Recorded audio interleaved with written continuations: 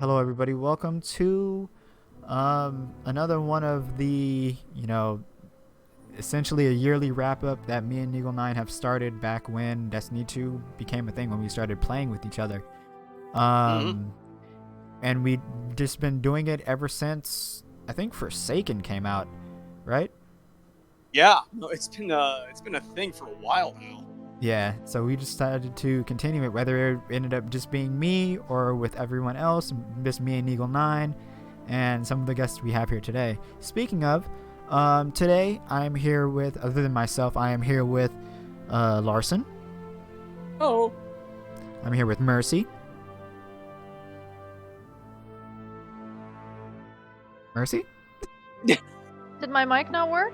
No, oh, we didn't hear you. there you Sorry, I go. said hi. My mic had just decided to cut out right then. That's Hi. okay. And then we have Adam. Hello. And of course, as you guys heard, we have an Eagle Nine as well. Ew.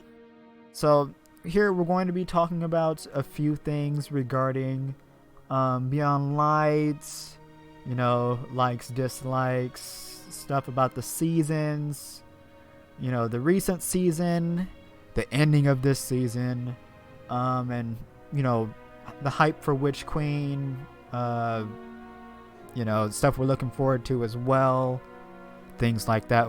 Things we will be leaving out though is stuff that would be considered spoilers and Bungie marketing.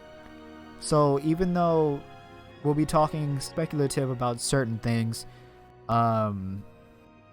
that may seem, like, oh, why are they talking about it as if it's spoilers and they don't know about it? Well, it's because like we're not talking about things that Bungie has already talked about, since it may be considered spoilers to some. So if you get frustrated about that kind of thing, then this mini cast isn't for you. So right off the bat, I personally have gone through every single part of Beyond Lights, through all the few ups in the beginning and all the large amount of down sides. It was very much of a roller coaster, very bumpy of a ride. To like where some people didn't enjoy it at all, to the end of this season where people are coming back, actually buying the game, pre-ordering Witch Queen, stuff like that. It's been a crazy year for Destiny. So we'll start with Neagle 9. Since Yes. you didn't necessarily play right away, but you essentially went through it vicariously through me, Rar, and our friend Blaze, Yeah. when we were going through the story in the beginning. Yeah, I when Stasis was announced back in what was that? What season was that? That was season of Arrivals, I think it was. Oh. So Season of that Arrivals when it was was announced, yeah. yeah, that was years ago. Oh man, And let's play when that Stasis so was bad. announced, my first gut reaction was, "Oh no." And I kind of just decided right then and there that I wasn't going to be getting that season that it came out in, because ice powers in any video game is, well, it's a bad experience for me. I dealt with it a lot before in various other games, and I didn't really enjoy it too much. It essentially removed me from the game a lot, and I knew that it was going to have the same problems in this game, in Destiny. So, but okay, so I like Destiny. I love it. It's a really good game. I enjoy it greatly. There's a lot of things that could improve. There's a lot of things that are, well, unique to Destiny and its universe. But I didn't want to be completely cut off from that. So what I didn't stand was I went out and lived vicariously through my friends. I actually, for the first two and a half weeks, was over on the shoulder of our boy Oteno here. And I was step by step going through the process of playing through him the Beyond Light campaign. So yeah, I was still doing like the free to play stuff. I was still doing Crucible, I was still doing Gambit, and I was still doing like occasionally the strikes, though I don't really like them as much. So yeah, I have a bit of a unique perspective because I've been with Destiny this whole time. I just haven't been playing the main storyline myself. But I'm kind of up to date on everything that's going on. So it's kind of like a weird space for me to be here. So it's just like, okay, what am I doing? So yeah, I think that's a good introduction for my status on the game. I assume that was what you thought of Beyond Light at the time, at least. Oh yeah, I actually did purchase Beyond Light Right. this week, in fact, because the campaign has kind of brought me back. Actually, no, scratch that. It was the Vault of Glass that really brought it back, because I am a D1 veteran. I've actually played the beta for Destiny 1, so I've been around a long time. I've had to jump over to various systems and consoles and whatnot, so I can be with my friends. But I did a lot of Vault of Glass, and that was the main selling point for me for Destiny 1, because there was a lot of crazy stuff that was going on at the very beginning for D1. Example, there was no story, quote the fandom. Then I'm just like, what are you talking about? These Grimoire cards are amazing. But then the Right. raid came in and more or less saved vanilla Destiny 1. So having it come back in Destiny 2 with improvements and changes and all that fun stuff, I was for you. overjoyed. However, I did not immediately jump into it again, because I knew Destiny Day 1 was going to be extremely challenging. So, in secret, I had trained myself up to be raid ready for that first day, but I still was on the shoulder of everyone else. Yeah, that was pretty exciting. Yeah, yeah. I think it was either Adam or Larson, one of you two guys, that was the first one to find out that I was raid ready, and it was just Nope, like, it was yeah, me. I think that was me. okay, yeah, it was Larson, got it. But yeah, it was just I'm like the nosy one. exactly. It was just like, you know what, I could step in and go, wait, what? Yeah, I'm ready. You. But I think the exact words were, "And you said nothing because." Yeah, that was pretty funny. yeah. Yeah, that was kind of my whole philosophy, though, that I was only going to be around for my friends, Welcome, Sammy. and I'm only going to jump back in when I felt that it was appropriate and right for me. But I still showed full support for We're also everything that was recording a going video on as well. with the clan. So yeah, Beyond Light was interesting in a lot of ways, but I was absolutely terrified of what Stasis was going to do to the game. And for the most part, I think I was right. Yeah, it shipped you very, very hot, which was ironic because the whole problem was there was ice. I know, right? But so, yeah, you were definitely very right in that regard, in the in the beginning, because everybody, and I mean everybody, if you played any amount of PvP at any time when Stasis was the huge thing, it was terrible. People were complaining about it. People stopped playing the game in general. They moved on to other games.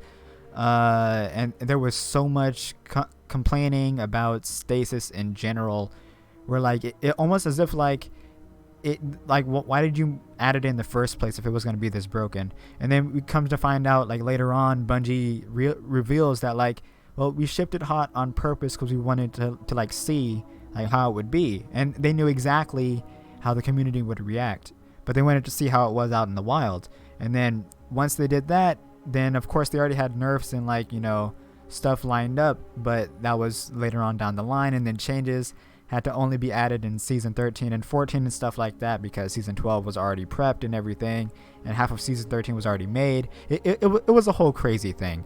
Thankfully, it got nerfed pretty hard, at least for PvP. So you definitely joined back in a better time, for sure. Yeah. And I'd like to mention something about when you said for PvP. That is probably the best change that happened through this whole expansion, was the fact that they finally implemented separate balancing for PvP and PvE. Like, Oh my I've been saying that God. forever. I've been saying they needed to do that like forever. I've been saying, why are you nerfing me in PvE Mm-hmm. when your What's really problem is in powerful in this thing PvP? that I'm doing? Nerf it in PvP Exactly. because I'm not. I mean, for people that don't know, I know I'm sort of interrupting, but It's okay. I'm not a PvP player. I don't play PvP. I only play the PvE of this game. So, and I know some people think, that's garbage. Why do you do that? But that's what I do. Right. So, one sec. Yeah. Exactly. but yeah, no, it's one of those things that like that change opened up the door for them to fix a lot of things. Right. I Right. think that's a very important change to their game. Honestly. I completely agree. All right, so Neil. Now, going based off of that, what did you like as a whole for Beyond Light? Like the DLC itself, not talking about the seasons. So, as I recently played through it, because I'm trying to do catch up now, Uh-huh. yeah, the whole implementation of the Fallen into another major like faction that actually has like base players that you actually can see them and interact with them and fight them was nice, and the fact that we actually finally got our hands on Darkness, because the whole dichotomy of light is good, dark is bad has been the theme for the last what? At that point, it was like 5 or 6 years. Um, so yeah, having us, the good guys, use darkness, the bad guys' tools, was definitely new and exciting, and it opened thematically and narratively a whole bunch of opportunities for things to happen. So Right. narratively speaking, it's a move in a brand new direction, and I enjoy it greatly. In a game that However, hasn't really made any moves in any new directions anytime recently. yeah, like not in Exactly. that way. That was different. That was rather unique because, again, using the bad guys' tools against them, fighting fire with fire, or Right. stasis with stasis, as it was. Mm-hmm. That was definitely fun to see narratively. And what did you not? Oh, I was about to say like, yeah. what did you not So like? some of those opponents, however, were kind of like dime store bad guys, because it's like, oh, I've seen this type of enemy a lot. Like, okay, who is this person? They're I think they said they were like some kind of warrior. There's a lot of warriors. Who? Right. So yeah, there was a little bit of just oversaturation of archetypes. However, I still enjoy those stories a lot, so it's just like, you know what? That one's forgivable. There's Like only maybe so many ways you can, Yeah, I mean, it's gonna be tough cut a to get away cake. from something like Well, I that. think maybe some of Yeah. what you're saying is also like I think that could have been avoided if we had a little more time to dwell on some of these characters, because we get like a tiny Yeah, bit about like yeah. the main character, the main villain from the first stuff, which is Aramis. Aramis. Yep. I wanted to say Artemis. Aramis. We get a little bit, but only a tiny. Like we could have really gone into that. Like we could have I feel really like saw she was her fight underutilized. things. We could really see, and I think that would have helped. That would help them stand out, because like honestly, I don't remember most of New Light. Like most of the actual villains, I I don't mean, remember. Beyond Light. Or Beyond Light, sorry. I don't Yeah. remember most of the new villains because they're just Exactly. kind Like of they just kind of are there. we rinsed through them very quickly, Yeah. and it was only the priestess lady, Critis, that was her name, I think. Yep. That actually had more screen time than even the titular villain. Aramis had less time than that character, because Critis actually like skulked away, and we had to do Empire hunts to find her. So that one technically had more screen time, if you think about it. Yeah, no. It's true. However, I will like to say that, technically speaking, we did not kill that character, Aramis. She has been stowed away for later. As far as we know, I As wouldn't be far as we know. surprised if she could come back, but she might Yeah. also She could just come be back. pure ice at this point. True, we That don't too. know. That's kind of like the bottom line for that. So Color yeah, vanilla because she's Ice Ice Baby. indeed, she's currently an ice popsicle. Indeed. However, yeah, we didn't get a lot of time with them. It Whether felt like that they was wanted to set up something kind of like Forsaken with all the barons, but they just Mhm. didn't devote the time to it. Well, yeah, I kind of like forgive them for that a bit because they were working from home Sure. for all True. this. Yeah, this expansion was created under, well, let's just call it duress times. Yeah. COVID. So That that's was why when I COVID kind was of in like, like okay, its this was, highest. Yeah. it's not the greatest, but you can be forgiven because of what we're currently going Sure. through. There's extenuating circumstances. That's fine. Right. Yeah. Yeah, regarding the well, you know what? I'm not even gonna touch on the whole sunsetting thing. That's been over and done with. Yeah, the sunsetting has been here. It's gone now, thankfully. But Yep. it we'll Sun has probably go. risen again. Yeah, we're right. We'll probably go into a little bit of it, like probably towards the end. So next, Mercy. What did you think of Beyond Light? Like, what did you like? What didn't you like? You know, without there's a talking about the lot. seasons too much. So yeah. So from somebody who only does PvE, so keep that in Uh-huh. mind. I didn't find the introduction to ice to be all that dramatic, other than the fact that it was a new mechanic, which was neat. I actually found it. I was actually really excited, for a lot of it, because I thought my whole thing was, wow, you're actually doing something, which I know sounds rude, but I've only played Destiny 2, and it seems like Destiny 2 for a long time was sort of just a carbon copy of Destiny 1. Right. There wasn't really much like new. You weren't bringing new stuff into the game. And this was something where they said, in a lot of ways, they simplified some stuff from Destiny 1. True. I know of that. And I feel like they said, we are bringing a whole new element into the game. And for me, I was like, Big deal. that's a huge deal. Like, It was, yeah. I respect that.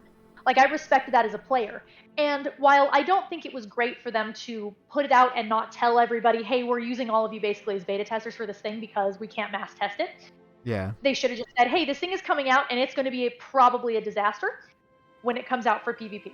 They should have, I feel like their community is cool enough that if they said, hey, we don't have a lot of ways to test this, we think it's a great concept and we have a good concept, but it's gonna need tweaking when it comes out.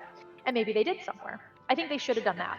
Yeah, be a little more forthcoming with Right. the fact that it's still kind of a work in progress. Overall, story stuff for me was exciting because finally we might get some answers, which we kind of did a little, but not really. Yeah. But I was excited about a planet that planets we could go back to, or new planets, places that we hadn't been, interesting characters, and like Neagle said, I love the Elixir. I love them. I've always loved them. They're one of my favorite races in the game. I feel like they're just kind of background races most of the time. And even when we get like stuff from Forsaken, we didn't really hear a lot about them. They're just kind of used as placeholders. Yeah. And They were like we didn't plot get a lot of devices. we didn't get a lot of like, okay, well, tell me about you. Who are you? I want to know more about the culture and the characters. And I was so happy to see our characters who are sort of like canonly just we just go off and murder things. Yeah. Just casual Sunday, let's go murder a bunch of elixirs. Exactly. You know what I mean? It was nice to see us go, no, we're not going to do that because that's not what needs to be done here. And to actually see some character development that way, I really Right. appreciated that in this game.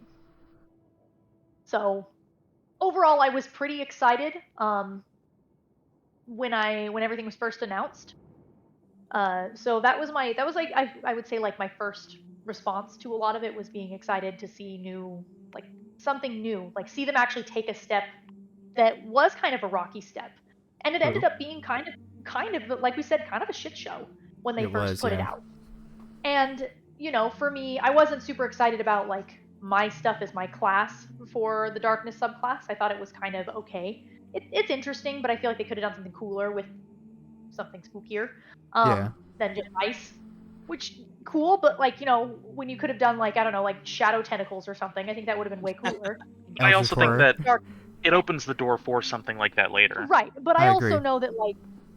know that they're kind of trying to fit elements. So that's fair. I get that. That's fine. We get burning and stuff from fire, so why not get slow down and stuff from ice? I understood their thought process with Yeah, that. it makes sense. Right. As a story person, I have to say my favorite thing out of that whole story and everything like that, without going into spoilers, was the moments when you go and you pick up the darkness subclass for the first time.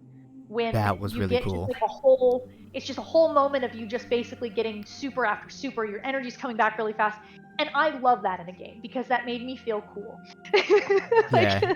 I know all you did Yeah. was basically, you've just supercharged my character and sent waves of enemies after me. Like, I know what you're doing. It's been done before. The music is swelling. It's all really well done. Honestly, out of everything, all of the fights, the story, that might have been my favorite part of the entire season. Was Yeah, getting in, for sure. picking these things up, and that, like, the way they introduced it was really, really cool to me. I liked that a lot. I also Yeah. really liked Barracks was cool. I never played Destiny 1. Right. So I'd That's never right. been This was your introduced first to him. encounter with Varix. Right. And he was really cool, and I liked the very opening thing where the little opening thing with him was really neat. And I Yeah. liked that. I liked He's seeing great. him. I like him a lot. I already sort of touched a little bit with Neagle that I think that this season could have done with more lore, more story, more interaction. So that I felt, because I mean, you don't need to make all villains super sympathetic, of course. Like, especially in a situation like Destiny where there are just evil things and just good things. In this game, there are some people that are just bad to be bad. True. But I like to give me, I want you to give me these moral dilemmas. I want to feel bad for these characters that have fallen into a darkness because they feel like they need to. Yeah. Yeah. That's know, sort of It's like kind the of like. whole name of the Fallen. Right. Yeah. They're True. originally the Lixney, but they have fallen from grace, so they have Right. just become the Fallen. Mm-hmm. Yeah, and we're I gonna think end we up could have done talking that with more Aaron. about that when we talk about seasons as well. Mm-hmm. Indeed. Yeah. But I really wish they had done that with Aramis because they had the story, but they never drove home who she was. They I never agree. had her as a sympathetic villain. If they had And she done really more should of have been. right, Yeah. they could have done the thing where she started off as almost like, well, you meet her and maybe she is a bad guy and she tries to kill you, but you can understand what she's doing. Give her more of a I can see where you're coming from sort of situation, and then Right. watch her decline into darkness. And I feel like that's what they tried to do. Yeah, and I feel like the best way they could have done something like that is introduce her before that season. Right. That Like, could have been a right. really Show some lead up to it. introduce her something. Even if it's just in like a lore book or They could have something, done but voice still. logs. We could have picked up voice logs as collectibles about. We did that with some other stuff. Why couldn't we pick up True. voice logs about her and him talking back and forth, or even written ones if they can't get the voice actors about like them having dilemmas with trying to keep their people alive and keep their people safe and all this other stuff. I think they could have done a lot more with her character that made her, because a lot of people followed her regardless of the way she was treating other True. Elixni. Like regardless of all of her poor decisions, because she made some bad decisions with like, Yeah, she did. some of the other stuff. Breaking the that she servitor did and all during that. Yeah, Sure. breaking a bunch of stuff, introducing Vex places she shouldn't have. Like she was doing things that were wrong, but she still had these people that were following her, and they were Yep. not all of them wielded darkness. Not all of them had a good reason to follow her, other than who she was standing for as a person. And I feel Or like out of fear. yeah, or out of fear. But we didn't get any of that, and I really wish we would have with her. Yeah. And so for me, it was exciting. There was a lot of it that fell flat. I thought there was some fun stuff, some fun gameplay mechanics. It was fun to have new toys to play with. I don't touch stasis at all anymore, honestly. Like I rarely every touch once it in a myself. while, I'll play it. I'll use it, but it's not my cup of tea when I play for my super. I like my area clear stuff. For those of you that don't know, I play Void Warlock, or not Warlock, Void Hunter most of the time. Yeah. I play with the tether because I like being able to hit and clear a big area really quickly. So that's why I like it. I also occasionally play the Sunshot. Yeah. Because we need it. doing a bunch of damage for bosses is always fun too. Heck And yeah. I like the fire class as well. It's a lot of fun. But that's what I usually play. So I played a little bit of it, but not a whole lot with that particular class. But I was Right. excited to do something. Overall, I think my opinion is I was happy to see them trying to make these big changes to their game and finally taking big steps in the game that were kind of dangerous, and they were. Like, do that, because I don't see it anymore in your game. Do something Destiny exciting. almost died because they took that big step and big risk. They did.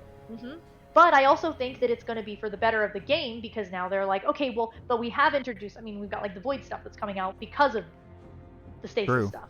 Yeah, so they reformatted the class system because of like the way because people loved how customizable Stasis was. Right. So I think that it was a good step overall for their game. Yeah, well said. Adam, your turn. What did you like about Beyond Lights, the DLC as a whole, and was there stuff that you didn't like, stuff you did like, stuff like that? Some of the same stuff Mercy was saying. I really liked, from a lore aspect, like all the stuff they introduced, as far as like background and culture and stuff on the Elixir. I didn't play the end of Destiny 1, Rise of Iron.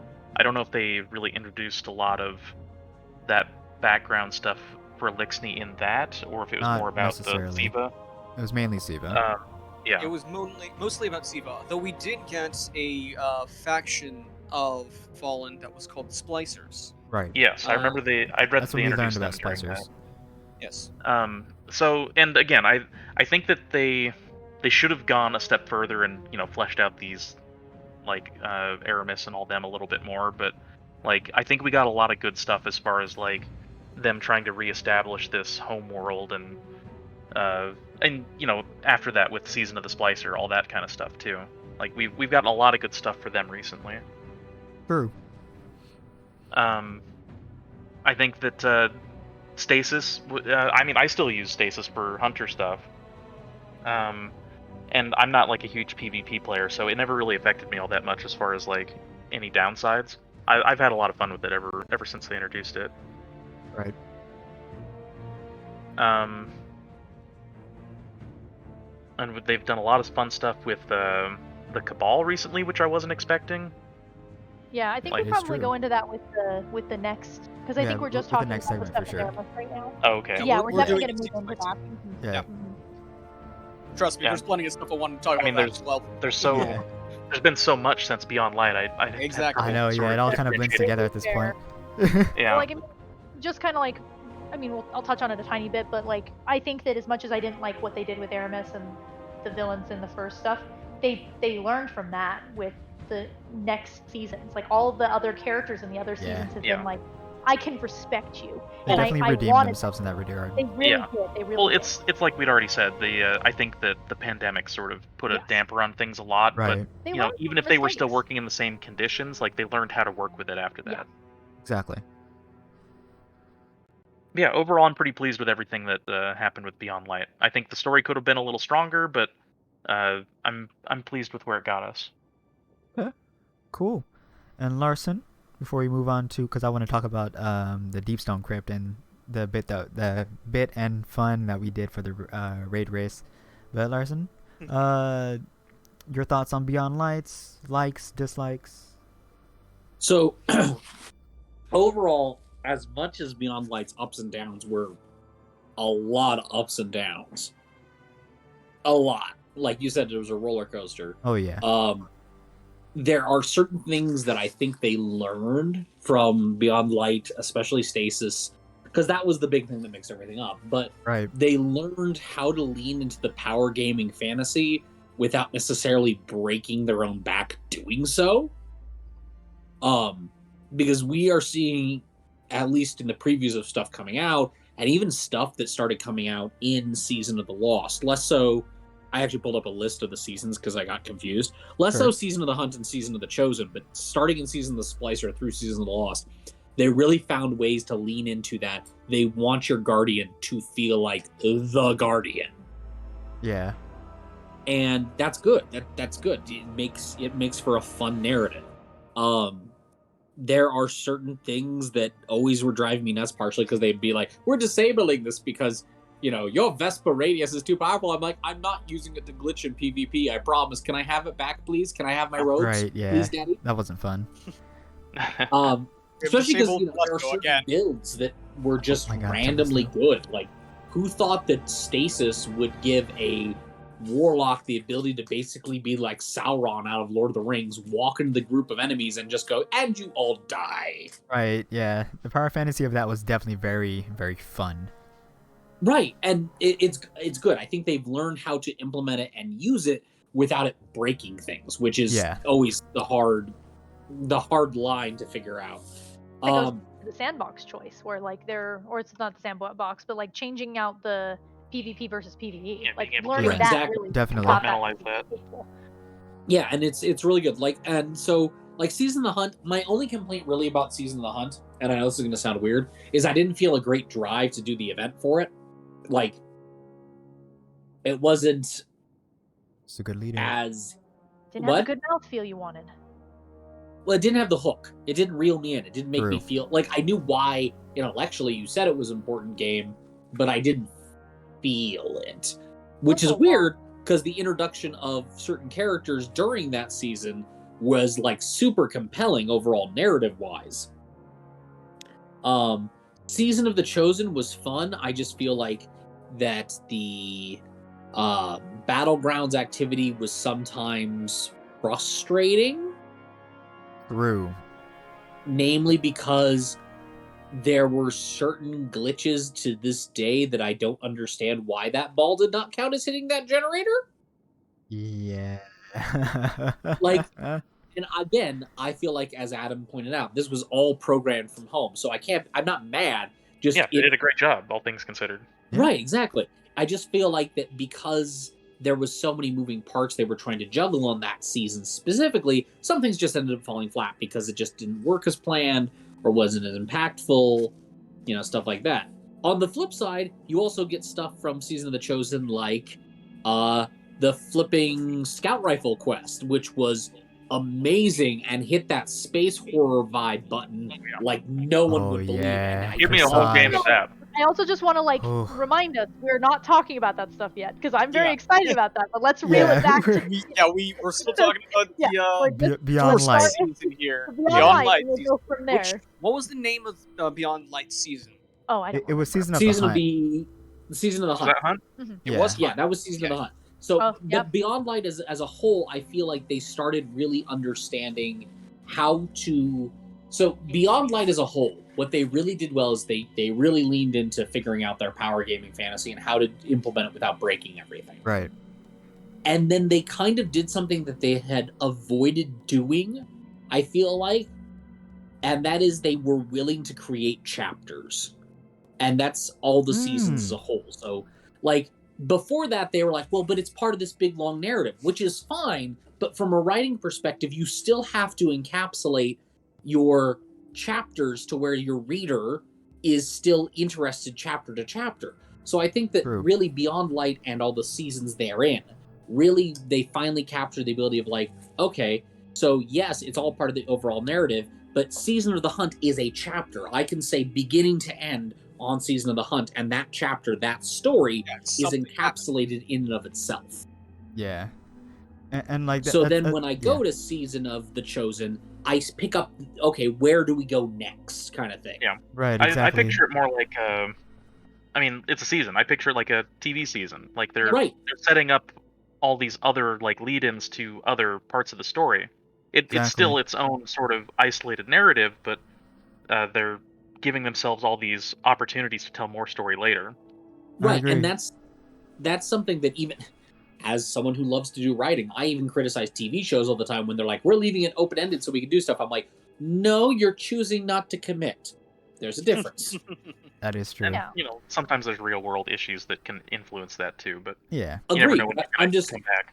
I want to say that during Beyond Light, they finally found their writing voice of, we can tell this story, the campfire story, close it up at the end, and still not have it be over. Which is impressive. Right. And that's actually a perfect lead into that's actually a perfect lead into talking about the seasons.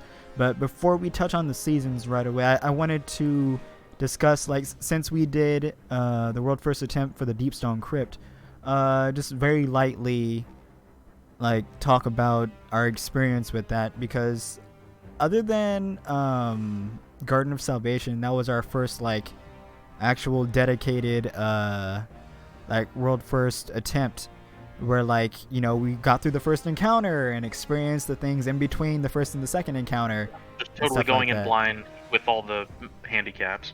Exactly, yeah. So what since Neagle 9 was on our shoulder throughout the whole thing, kind of like our coach in a way.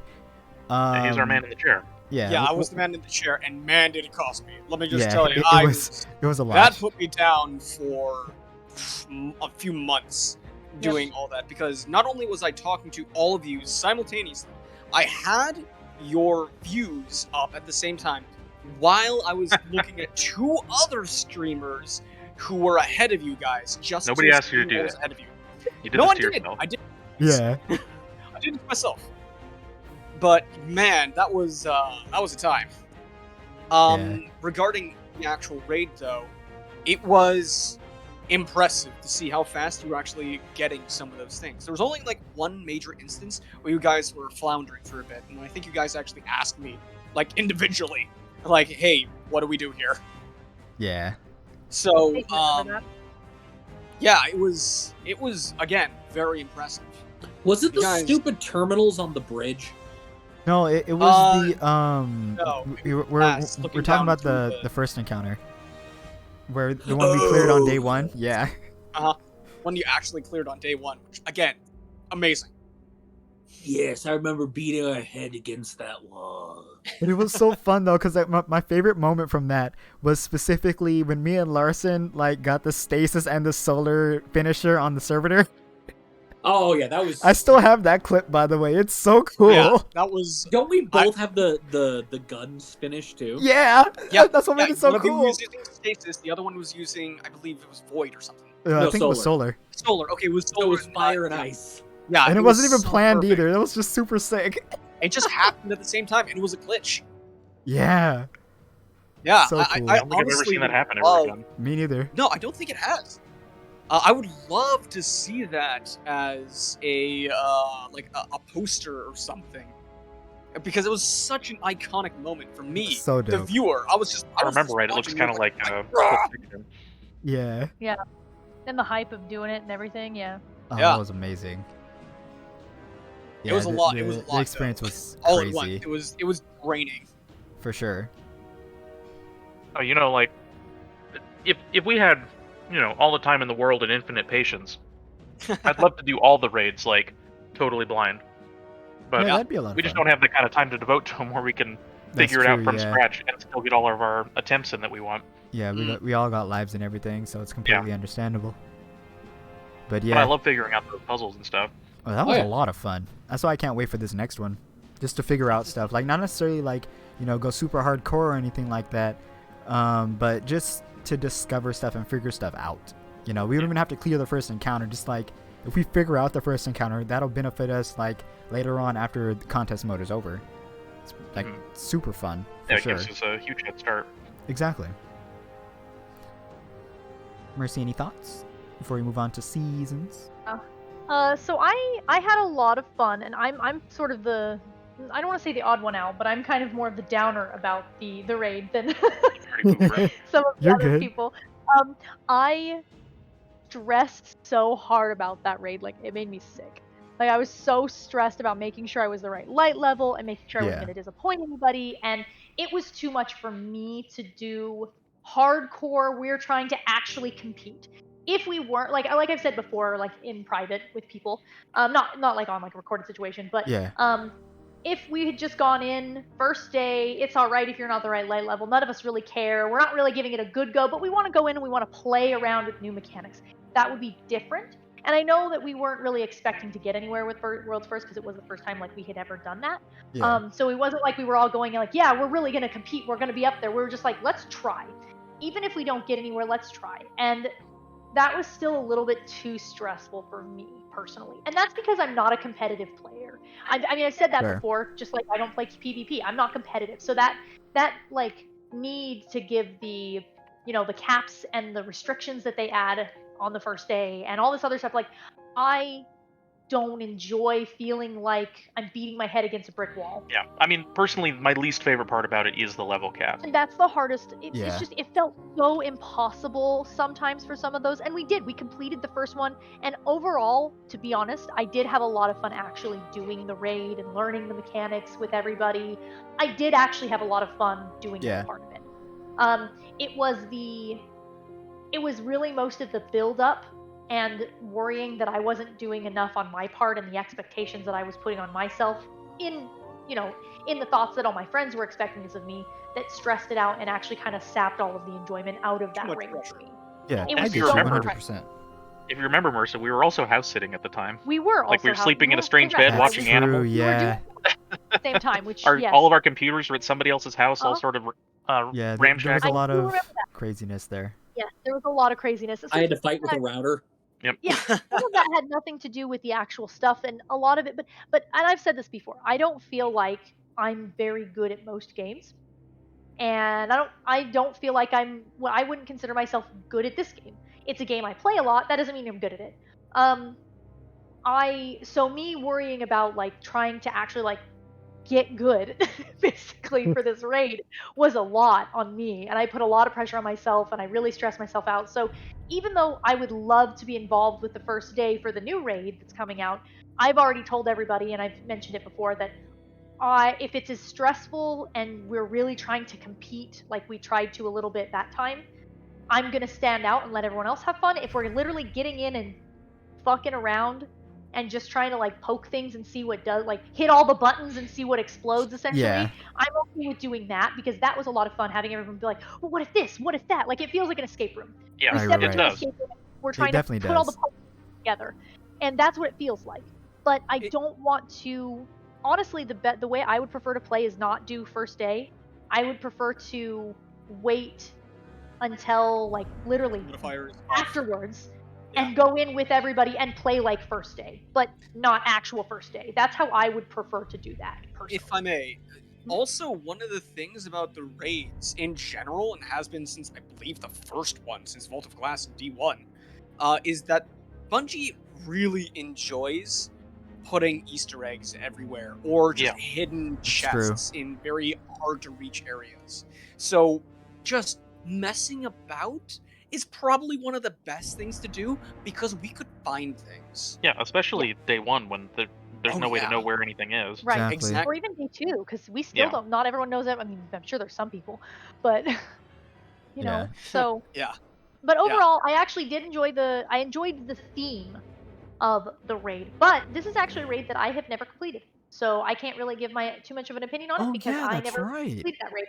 I do want to go back and It was not ever do it any more raid I someday. I actually want to completed. do it, period, because I've never done it. Yeah, Right, Yeah, it's, I I it's, mean, don't we've it's really- not just been as trying so hard yeah. to get to Mythic Class these days. Yeah, I don't remember the reason. I think the first reason was that we just had other people who were interested. I think we were trying to beat it. Trying to get that We were jacket. trying to get the jacket code because Rar wanted a jacket, or Yeah, we were that's gonna true. do a jacket for Rar. So we wanted the jacket code. So I stepped out because, again, I've already kind of stated I don't feel like I'm good at this game, and it felt like we needed somebody who knew what the heck they were doing and people that were good at the game to do this. So I stepped out for other people to try and get the jacket because I honestly felt like I was messing up more than I was doing anything That's fair. worthwhile in this particular raid. And some of that might just have been we played it when it was new. I only played it when it was new, and I only played it when we were kind of low light level for it. So now going in, I might be fine, but Right. I haven't touched it because there wasn't really much of an interest in our group to go back and play it more. So I hadn't really touched the raid. I want to go back. But so we've I been don't have a busy. huge opinion on Yeah. it because of that. Because I just don't. I never actually played it. The boss looked neat from the little bit I saw. It was very The fun. mechanics cool. I mean, So- we only really cleared it the one time, but like the end boss on that one felt like it felt so airtight as far as like there's no room for error. Whereas like we can do, Vault of Glass these days, and we can mess up a few times and still be fine. Yeah, But like the windows for damage seem so tight in that. yeah, it kind of makes me curious on like how this next one is gonna go, and like we're gonna talk about like future stuff like towards the end, but I just want to touch on the fact that like even though we may still be doing it day one, it's for sure gonna be a lot of like, oh, what does this do? What does this button do? And like trying a whole nobody's bunch of going different in things. like expecting to compete with everyone in the world. Oh no, there's no way. We do the Q Warlock screaming version. Right. Yeah. Like I've said For to sure. everybody before, like it's just going to depend on what you guys want and who wants to. Like, if people want to go hardcore, then cool, then that's neat. Yeah. But if we're really not going to go hardcore, then I'll probably love to join in and play because I liked the feel of getting For in. sure. But it's just really up to everybody, you know. Yeah. And we'll Yeah, we'll touch see more how on many that like people are later, interested. of course. Right. Yeah. But yeah, it kind of makes me almost worried in a way for the final boss of this new raid, because because like of course with Vault of Glass, they brought it back from Destiny 1 and they just Yeah, touched up cool. on things and improved some things. So that's not really a good indicator on like what things could be in the future. If anything, Deepstone Crypt is, and Deepstone Crypt is pretty tight. So It was, yeah. yeah, Well, except like I'm every curious. encounter leading up to the last one in Deepstone Crypt, I really enjoy. I'm hoping Same. that because this last raid was a reused raid, which is going to sound terrible, and I know a lot of people love it, and I'm not trying to say anything bad about it, but Uh-huh. I'm hoping that means they had more time to make this next raid better. Indeed. That's my hope. It definitely sounds like it. Like it sounds like with the next DLC as a whole that like they had a lot more time and a lot more stuff to work with this time. Like they knew what worked, what didn't, especially for the raid. Yeah. Well, they're really banking on this one being their next Taken King expansion. True. Exactly. Yeah, they have a lot riding on this. Yeah. So yeah, it's kind of like balls in their court at the moment because expectations have been driven through the roof. Oh yeah, they're sky high right now for expectations. Yeah. All right, so now on to the seasons. We've already touched on the seasons a little bit, but now we're gonna go into them a little bit more. So the seasons, for those that don't know, Larson brought them up already, but they are Season of the Hunt, Season of the Chosen, Season of the Splicer, and the current one that we are about to end in the next couple of days, is Season of the Lost. Season of the Hunt revolved around Crow and the Wrathborn hunts, and this is also where we find out that Sivu Arath is going out, starting to terrorize other planets and places, and essentially looking for her Feral sister. bad Yeah, they're finally on the board. Yeah, That don't mean exactly. bad for- Yeah, and then Season of the Chosen it introduced Keitel, which is basically Callus's daughter, and turns out she's ruling the Cabal Empire now in a way. Yeah. And like And they it turns tried to out make the an Cabal are alliance. all just like inherent bad guys. Exactly. Mhm. Yeah. That's kind of where they started to touch on the like, oh, Cabal has always been our enemy, but are they really our enemy? That type of thing. The I do like seasons they were kept them warlike. asking. Yeah. The seasons were asking that where are our true enemies? Exactly, That yeah. seems to be the theme that the seasons kept on asking. It's like, oh, these people that we've been fighting for the last like 100 or however many years. I don't even know how long we've been fighting. some of them. Because in reality, it started out with like Beyond Are we Light, actually the enemies? DLC, and then Crow. Yeah, so it started with Season of the Hunt. He kicked Yep. it off. He really Yep. did. He was a really He good. did, yeah. That's what he was for. He was to kick off the but are this thing that we're all these things that we consider bad, these things that we consider good, These things that are we we hate. accurate? That's Is a that good right? point. It's like a metaphor for a lot of other things that I have been think going I on. think that's Yeah. exactly what he was meant to be. I think he was meant to be a metaphor for the other species that we see Yep. all the time. I think he was meant to be Little did we the know. leader. Mhm. Yeah, because he was like us in a way. Yeah. Exactly. He was us, but not. Yeah, and He then was like what? a reflection or Yeah, echo. and then like what set him apart was the fact that like compared to our Guardian, our canon Guardian, where we don't know their past, we knew Aldrin's past. So that's kind of like like what Mercy was saying was, it was the perfect setup for the rest of the Beyond Light year of like, okay, yes, Just he 'cause you was know our their enemy, past but doesn't mean that the future has to be the same as the past. And I think that's for Exactly. everything. Just because we know that Elixni were problems in the past doesn't mean they have to be in the future. And that is Exactly. exactly how it felt the whole time through all of these seasons. Same thing we're starting to see with Light and Darkness Mhm. now. Just because Exactly. it's evil or has been used for evil does not mean that it has to be. Just because it's used for good doesn't mean that it's good. I mean, we still don't even really know why. I mean, the Darkness seems to be wanting to sort of reach out to us, but Savathun is like trying to stop that. Yeah, there's some Yeah. weird shit going on. There was a Um, lot of strange things that were happening during the seasons, and the theme was who is your true enemy? Right. Right.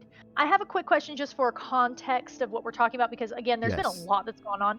This True. is after the Traveler awoke, isn't it? Yeah, That was this is all Traveler woke after. Yeah, Okay. Yeah, the I thought traveler so. woke up and dispelled the Because darkness. we've got new guardians like in canon. New guardians are showing True. up too, which is very Yep. new to the game, isn't Forgot it? about Because that. they And a lot haven't of other been guardians are using guardians stasis. for a long time. So Yeah, like our actions have resonated throughout the narrative and universe and a whole bunch of other places included. Well, now that I think Yeah. about it, this whole like, who's the real bad guy here? I feel like that might have even started with Drifter. a little bit, yeah. I can see that. Like, the guy that was hunting him down. Like, then it turns out they're actually like working together, kind of. hmm Yeah. I don't know. There's some weird stuff going Weird on there shit that I don't going feel on like we there, know and yeah. the answer everything. for either. Well, and that's like that God, it's not Dredge and Yor, it's Shoot. Dredgen Vale is drifters. no, but it's not Dredgen, it's Trying to find the name of the person that hunted him down. the Yeah, guy the with the Golden guy who Malfour? created the golden Shin gun. Malfur. Yes. Shin Malfur. Shin Malfur like has a whole thing like if you did everything in that season where he sends you a special note like, yeah, we know about that you have Season to of the use Drifter, light by the and way. dark. Yeah. He's like, and at the end he's like, yeah, we know you have to use light and dark, but that's dangerous. So we kind of devised this convoluted plan to weed out guardians who aren't capable of using both. It was crazy. Also, Drifter isn't in on this, so don't try to tell him because he won't get it. Right. They were Yeah, sort of it- manipulating his distrust of things. Right. It basically really did kind of start there in Season of the Drifter, because then in Season of Opulence we were working with Callus again, and that whole Oh, yeah. thing, it was kind of morally gray there as well. Like, are we really allies with him and stuff like that? But yeah. So, starting with Eagle 9, I know you didn't really play the seasons because you didn't have Beyond Light at the time, but No, I did not. I you did still keep up experienced with the story times, though. Yeah. Yeah. So, what was your take narratively for the season, starting with Hunt all the way to Lost? Okay. If you could So summarize. let's start from the whole Wrathborn Hunt stuff. Yeah. From what I can tell, those weren't particularly interesting. They were not. Narratively speaking, they were very compelling, and they kind of told a narrative for a while. But after a while, the story got a little bit stale. Like, okay, just another hunt. Cool. Yeah. What is going on? And after a while, people started to tune out, it seemed, for a lot of Yeah. that. So I think whatever message they were trying to tell with that was kind of lost in apathy. Or ambivalence, more like, I should say. Right. So yeah, it was. I don't know. The Season of the Hunt really didn't seem to hit its mark. It definitely didn't. It was one of those, kind of like with Shadowkeep, how Season of the Undying was very much carried by the Shadowkeep DLC. It was very similar to Beyond Light and Season of the Hunt, in my opinion. Well, Yeah. surprisingly so, because like, Season of the Hunt is when we started working with Crow and all that. Like, True. there was some good Yeah. stuff in there, but Yeah. like you said, it just kind of fell Fell flat flat. for some reason. Yep. It's the problem I have with most of the seasons, I think, where the seasons are long, and that's not inherently bad because there's a lot of people playing. And True. like for me, where like I just hit level 100 the other day, like I don't play all the time. I need the extra time to get all the seasonal stuff done. Yeah. You know, but I know that once you get this event that's out and everyone can do it and people are doing it, eventually it's just gonna be stale because you stop telling the story and you just True. kind of let it lie for the rest of the season. So I think that that's just inherently going to happen with seasons. Like, unfortunately, Yeah. like they're all going to feel like they fall flat because you get tidbits of story and you go, but give me more, and they say, not till next season. You have Yeah. to just Isn't enjoy anymore. what's here Or until wait until we next plot week. more. Yeah, Exactly. a lot of it is So- they have a narrative storytelling style of a weekly basis of 7 days that you have to just sit and twiddle your thumbs and do Vanguard strikes or Nightfalls Mhm. or Gambit. Crucible. Yeah, exactly. Yeah. And I kind of enjoy that. I think that's working for me right now, at least, because like you said, we could burn through that whatever seasonal story in a week. It's Oh, true. But the fact that they sort of like, Spread it out. ration it out to us, like it keeps me interested for longer. Right. Yeah. Yeah, I Uh, think that too. uh, I yeah. wasn't even talking about like each per week. I was actually talking about like the whole season. I Yeah. think the reason that the Right. season of the hunt fell flat was because it gave us such cool story stuff that we were all really excited about. You know, we did all the weeks of story and we're like, but I want more Crow. I want Yeah. more story. I want more answers. Yeah. I want to make differences. And we can't because we have to wait for next season. And I think, again, I really just think it's the storytelling of the seasons that does that for some That's people, true. where you're just like, well, I guess I'm done with the game for a while. Bye. Which Yeah. for me, I enjoy because like then I can go, oh man, I just Yeah. played Destiny for like 4 weeks straight and I need a break. You know what I mean? That's So- fair. That's actually been kind of a thing that has developed with a lot of people when it comes to this game. That it's like, oh, I've quit Destiny for like the 50th time now. Yeah, Because so much we so it keep became a on just meme. leaving and coming back, that eventually I think the developers just were like, you know what? We're just gonna make it so that's a okay thing to do. That's by design now. Yeah, Yeah. it's like we've noticed this. We're just gonna make it canon. You did it. Take a break now. Exactly. Right, exactly, yeah. Yeah. And then you've got people that are level, 2005, I running know. around what they do. Just that's play. their What entire doing? life. And you I go, really don't know how? what they do with their lives. How do you do this? Honestly, I think it's just in that case, all they play is Destiny. Like when they get home, they play Destiny. They do bounties and stuff like that. Cause like that's how you get that high of like a season score or whatever. You gain XP. Whatever they're doing to gain XP, that's what they did. That's what they found fun in. Yep. It ain't for Which is me fine. though, cause clearly I'm not that high. Like it's crazy how they Yeah. like just do that. But Yeah. for most I people, respect it. I think we can say that they like to take a break and do other things. I Yeah. agree. I definitely had to learn that in myself because like I was originally in the camp of like, I wish there was more for me to do during the week. I kind of still feel that in a way where like, cool, I'm glad that I get to do my bit of story in the beginning of the week, but then I want more reasons to play Destiny throughout the week while I'm waiting for the next story beat, you know? Yeah, no, I completely, lot of the I stuff in there is completely so- get where you're coming from with that. Yeah. Old at this point. I agree. do think that that's a little bit, it's a little frustrating with the seasons, but I do, like I said, I think that some of that's just inherent to the way that they have it running right now. I don't know what they would True. do to change that. So Yeah, hopefully, well, because like from interviews, apparently, Witch Queen, or at least the year of Witch Queen, is going to be a lot of like, at least the seasons individually are going to be a lot of focus on like improving the ritual content, like strikes, gambit, crucible, stuff like that. Good. So hopefully it'll bring more life to like the in between story stuff, But Yeah. I think we'll that'll see. be good. Sorry, I didn't mean to interrupt Neagle so Good. hard. No. It's okay. It works. You springboarded off of me. That was great. I loved it. Yeah, Because it I works. didn't have too much else to say because all I did was play PvP during that time. That's Yeah. literally all I did. And Watch I was videos. just trying to figure out how to combat stasis. Mhm. And it was just like creating my own meta because I was so out of touch with the gear and the abilities that everyone else was using that I had to form my own meta. And it's been serving me quite well ever since I had to essentially abandon everyone else's. So yeah, like I don't really have too much else to say for a lot of these seasons, just what I can observe from other people. That So and the narrative. fact that you jumped in was really helpful. Yeah, Then you're welcome. Yeah. it definitely worked for sure. Yeah. So yeah, and then with Season of the Chosen, which we kind of touched on already, it let us see that, like, okay, not only Crow now, but now a major enemy race that invaded the tower, by the way, can also The big become bad. allies. They were the big bads in this one to start with. Oh yeah, I love the Yeah. stuff Yeah. that They happened. were with the Cabal. bats. They were the big bats, and I'm just gonna say because like, I know that we're going in sort of an order This a one's little yours for bit. sure. No, it's okay. We're good. I There doesn't have to be Fired an up. order. Good. Holy cow! I loved that season. I played more of that season than I played any of the other seasons. I Other than Splicer? loved the characters.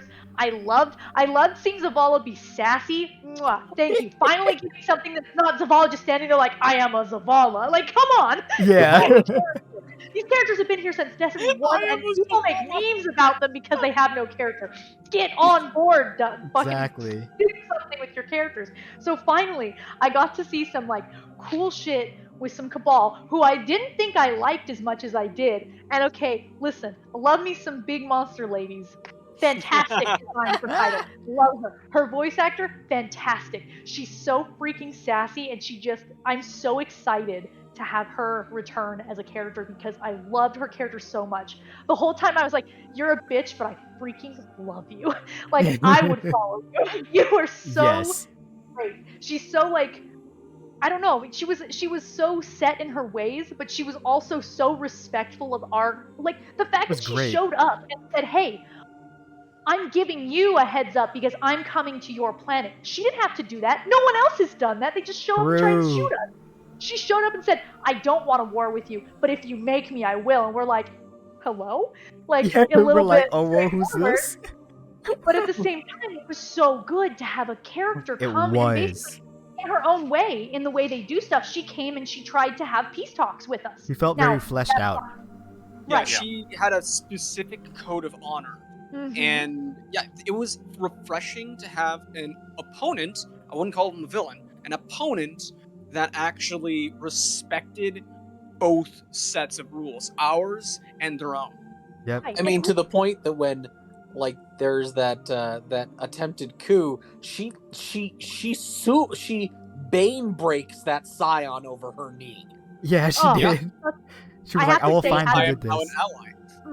And out of the whole season, all of the cutscenes we've had, because we've had some good cutscenes in this season. True. That cutscene, the one cutscene where That she was just so good. that was the best. I still watch that and get cold chills.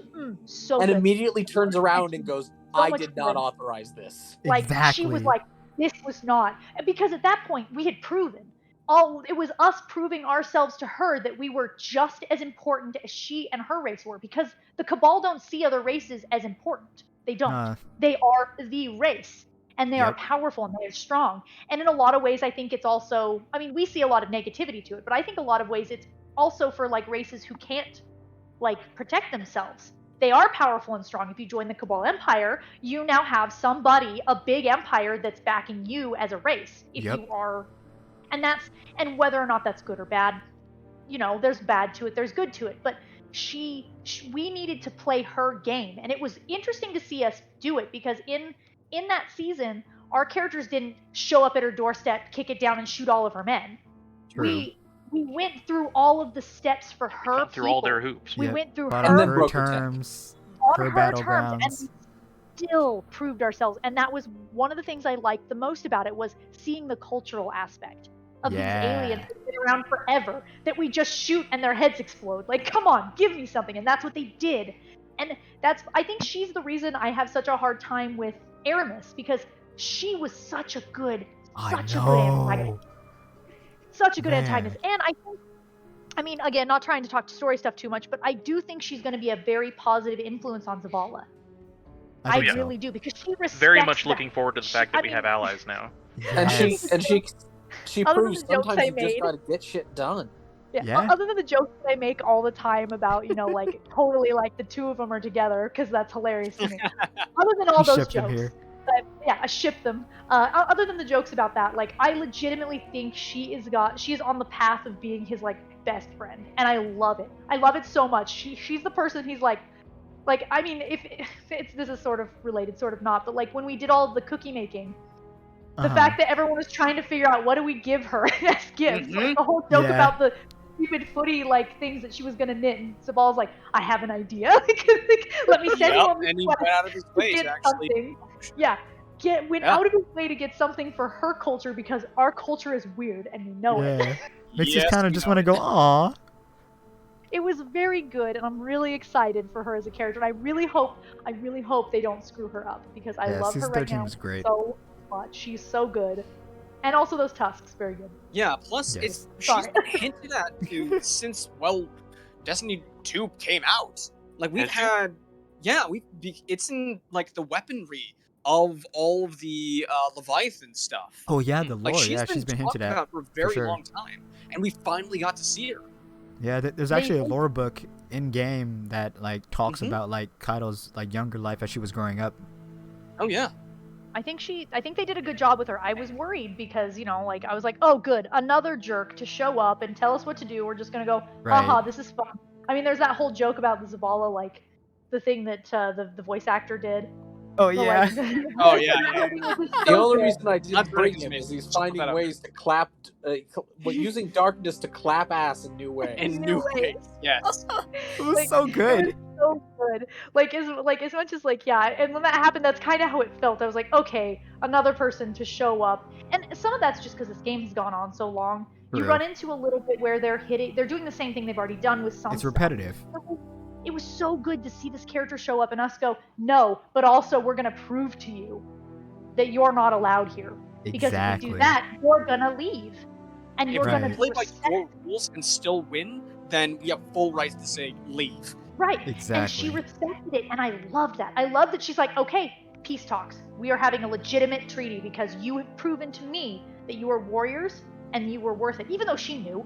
I mean, they know. We're Of course. guardians. Even if they had attacked Everybody the, knows the about tower us. again, we would have probably been, we're dangerous. We're not easy to poke. People don't like poking us because if they do, we destroy things. Yep. Because we're Mhm. single-minded Yeah, immortal psychopaths. and we're, Exactly. we're immortal psychopaths. Immortal Literally. psychopaths, I love that. Yeah, so she knew, but she also, we had to prove to not only her, but her people that we were worth it. Because she knew. Like, in the beginning, it felt like she was like, I know that you're worth this, but my hands are tied. This is what I have to do. So I have bad. to. Because my people are requiring it to me. Yeah, she because knew it's the that way we my weren't stuff the enemy works. here. She knew it. So it was good to see a character that honestly didn't want to poke us. like, was good. like, listen, I really don't want to fight you, but I will. It So, was so good. I don't know. I really liked that. That season was good. Again, the event we talked about, the event was a little on and off. Like sometimes it was fun, sometimes it wasn't. It was fun when it worked. It was, it was good. I like the There was some strike. stuff I didn't like. The strike was fun. The strike was a lot of fun. That It was was a a good great addition. fight with the freaking Yeah, it like was. the flames and everything. Like that was Yeah. so fun. Her champion Tons of versus rock. us. That was so You know cool. what I mean? So good. So Yeah. extra. I loved it. But I loved the voice acting. I loved hearing more about Yes. Zavala and her being sassy. It was so refreshing. So refreshing. And I honestly think it was a huge, like, especially compared to season of, like, as a Uh-huh. follow-up for the last season, where we got a new character we were all kind of excited about. Like, what? I'm kind of excited about this character. Even people who didn't like him were kind of like, okay, yeah, I'm kind of excited to see where this goes. Right. It's like I I was don't like worried about him, their but follow-up. I'm kind of seeing. Yeah, I was worried about their follow-up because I feel like, again, some Destiny stuff comes out and it's really good and I'm really excited, and then other stuff I'm like, ooh, that was Yeah. that felt It's like that for me. didn't land. It did not land, and that just happens with so much content. But True. the stuff with Aramis was supposed to be really important, and I felt like it didn't land the way they wanted it to. And then the stuff with Crow was good, but it still kind of felt a little bit, maybe, Mhm. maybe not. And then this stuff was so good. It was so Yeah, much fun. So much so where we had character development for Crow, where it actually almost made us feel. It actually made us feel bad for Crow. It's just like, okay, I get you though. It's like I Still being still picked kind of iffy, but I get you though. Right. Yeah. And I don't know when they added it. Sometime in the season where they added the spell that everyone keeps humming all over the tower. Oh, I don't- the That was Savathun actually- song. That's But been they started around since adding it. Shadow. Yeah, But yeah, it's starting more- to get more- very noticeable. It's more Yeah. noticeable. Like NPCs Oh, yeah. that don't talk to you hum it on in the tower. Mhm. It started in um, Season of Dawn. That was so good. Yeah. And then like Crow hums it if you stand near Crow long It's enough. true. Like Even other now. NPCs. And then eventually during these seasons, again, some of this I don't know when it happened. They started adding new voice lines to just when you're standing next to like Zavala. Yeah.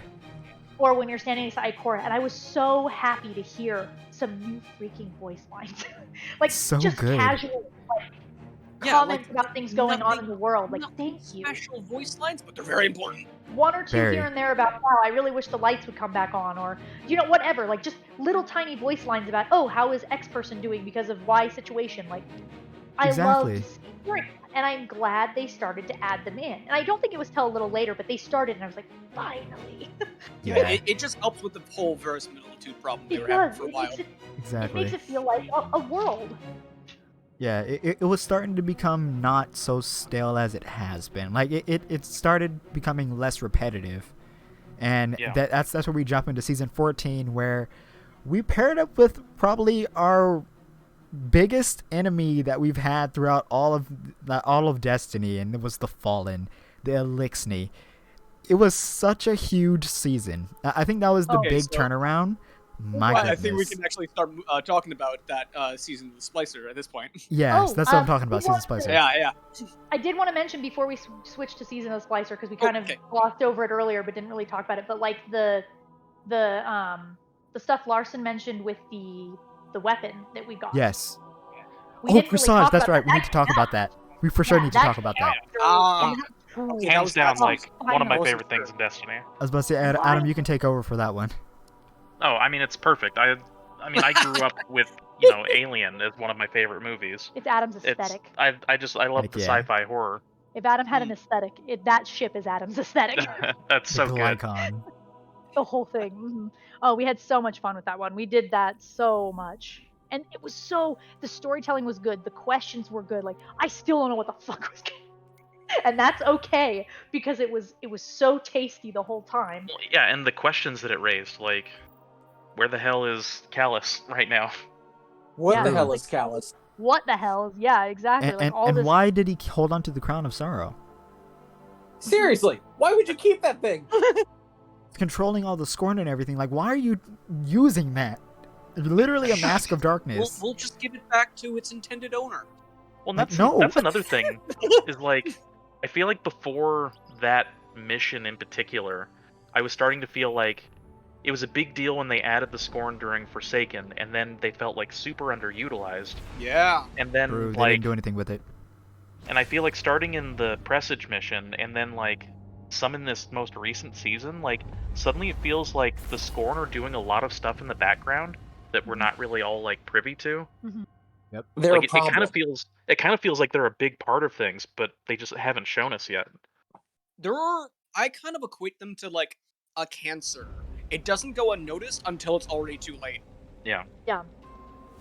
But that whole thing was so good. There was so much good lore to it, spooky lore to it.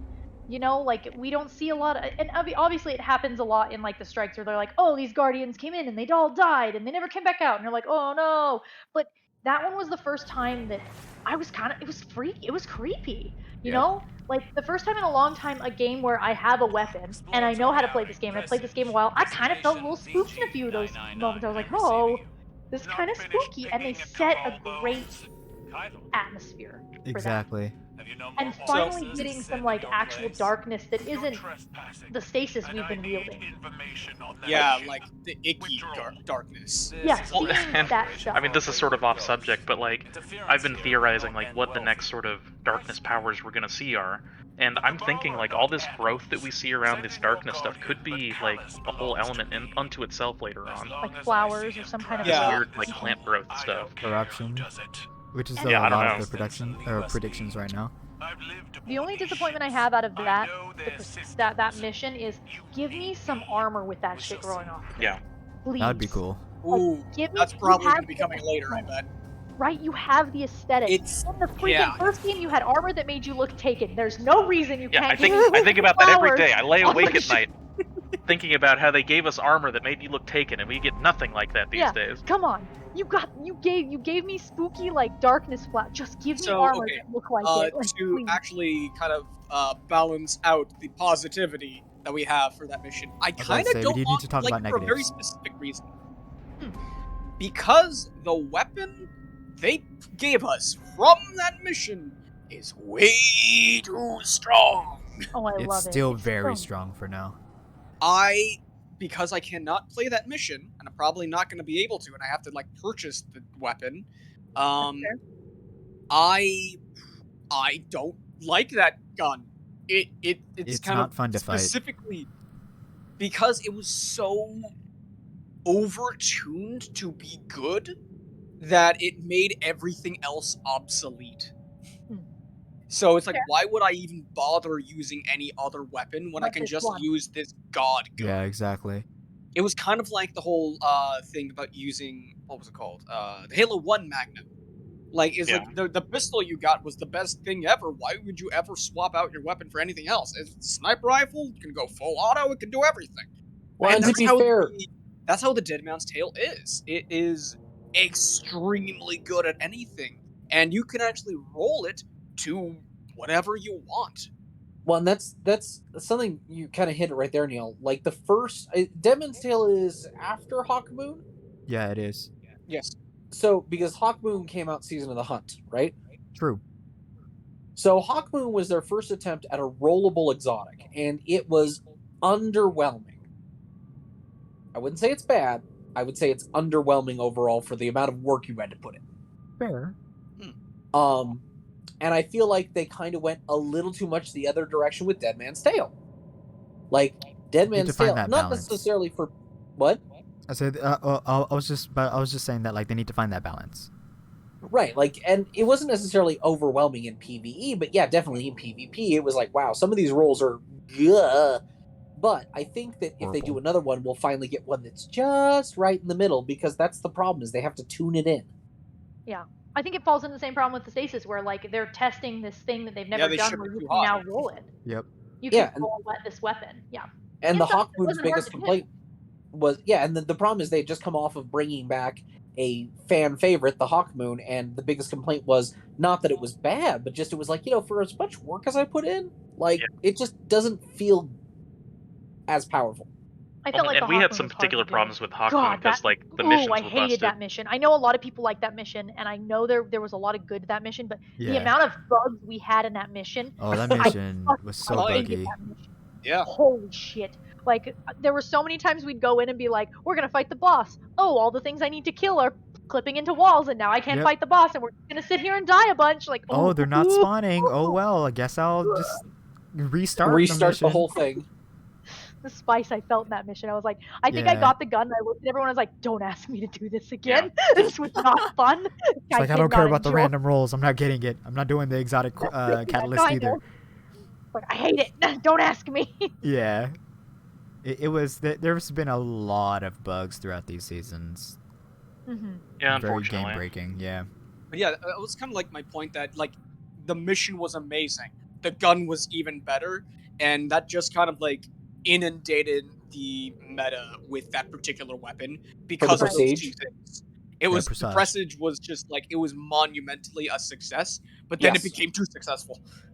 And the problem with that is like, okay, on the like you come from a really interesting perspective from the game that we haven't really talked a whole lot about how like this game is free to play on true. some Yes. level, but it's not free to play. It's almost got a pay to win aspect to it. Almost, yeah. Because if Indeed. you're not paying, if in that sense, if you're not paying for the content, you're not getting the weapons that are really good meta. And it's something I'm worried about with the new stuff, because you had to pay money for those dungeons that are coming out. And I'm worried about the drops from the dungeons that are That coming is out true. soon. Because if you have guns that are just as powerful as this new one, and you make it, not only is it pay to play, but it's an add-on.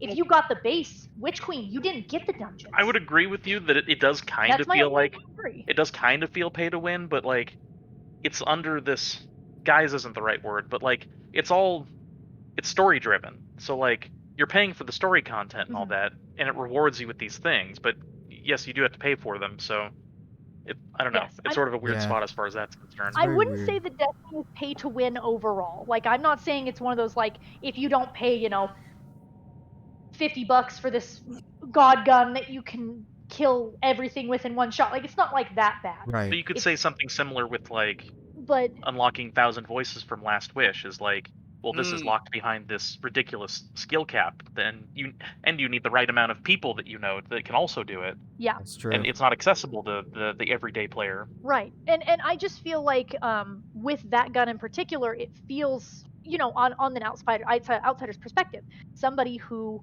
I don't play PvP, I didn't even consider that because I don't play PvP. So hearing somebody who hasn't paid for the content and is now in some forms because of what you do suffering for it That's true. Yeah. in a way you like- didn't expect to suffer. Yeah, Like- like, a perfect example of this, if you go into Trials of Osiris, you will almost 100% guaranteed find that weapon in either your team or the opposition. Like, it's almost a requirement because of how good it is. Range and the It's just accuracy is something I hadn't insane. thought of. Yeah, like, it was just so good in so many different aspects, and you can customize it. Yeah. But the story also was an indicator that, yeah, this was a good thing to do, and it had such good narrative focus Oh, on it was it incredible. that it was a piece of history that you were holding as well. So people wanted it for that reason as well, for the narrative aspect. But then they go into other, facets of the game, and then they realize, oh, this actually works well too.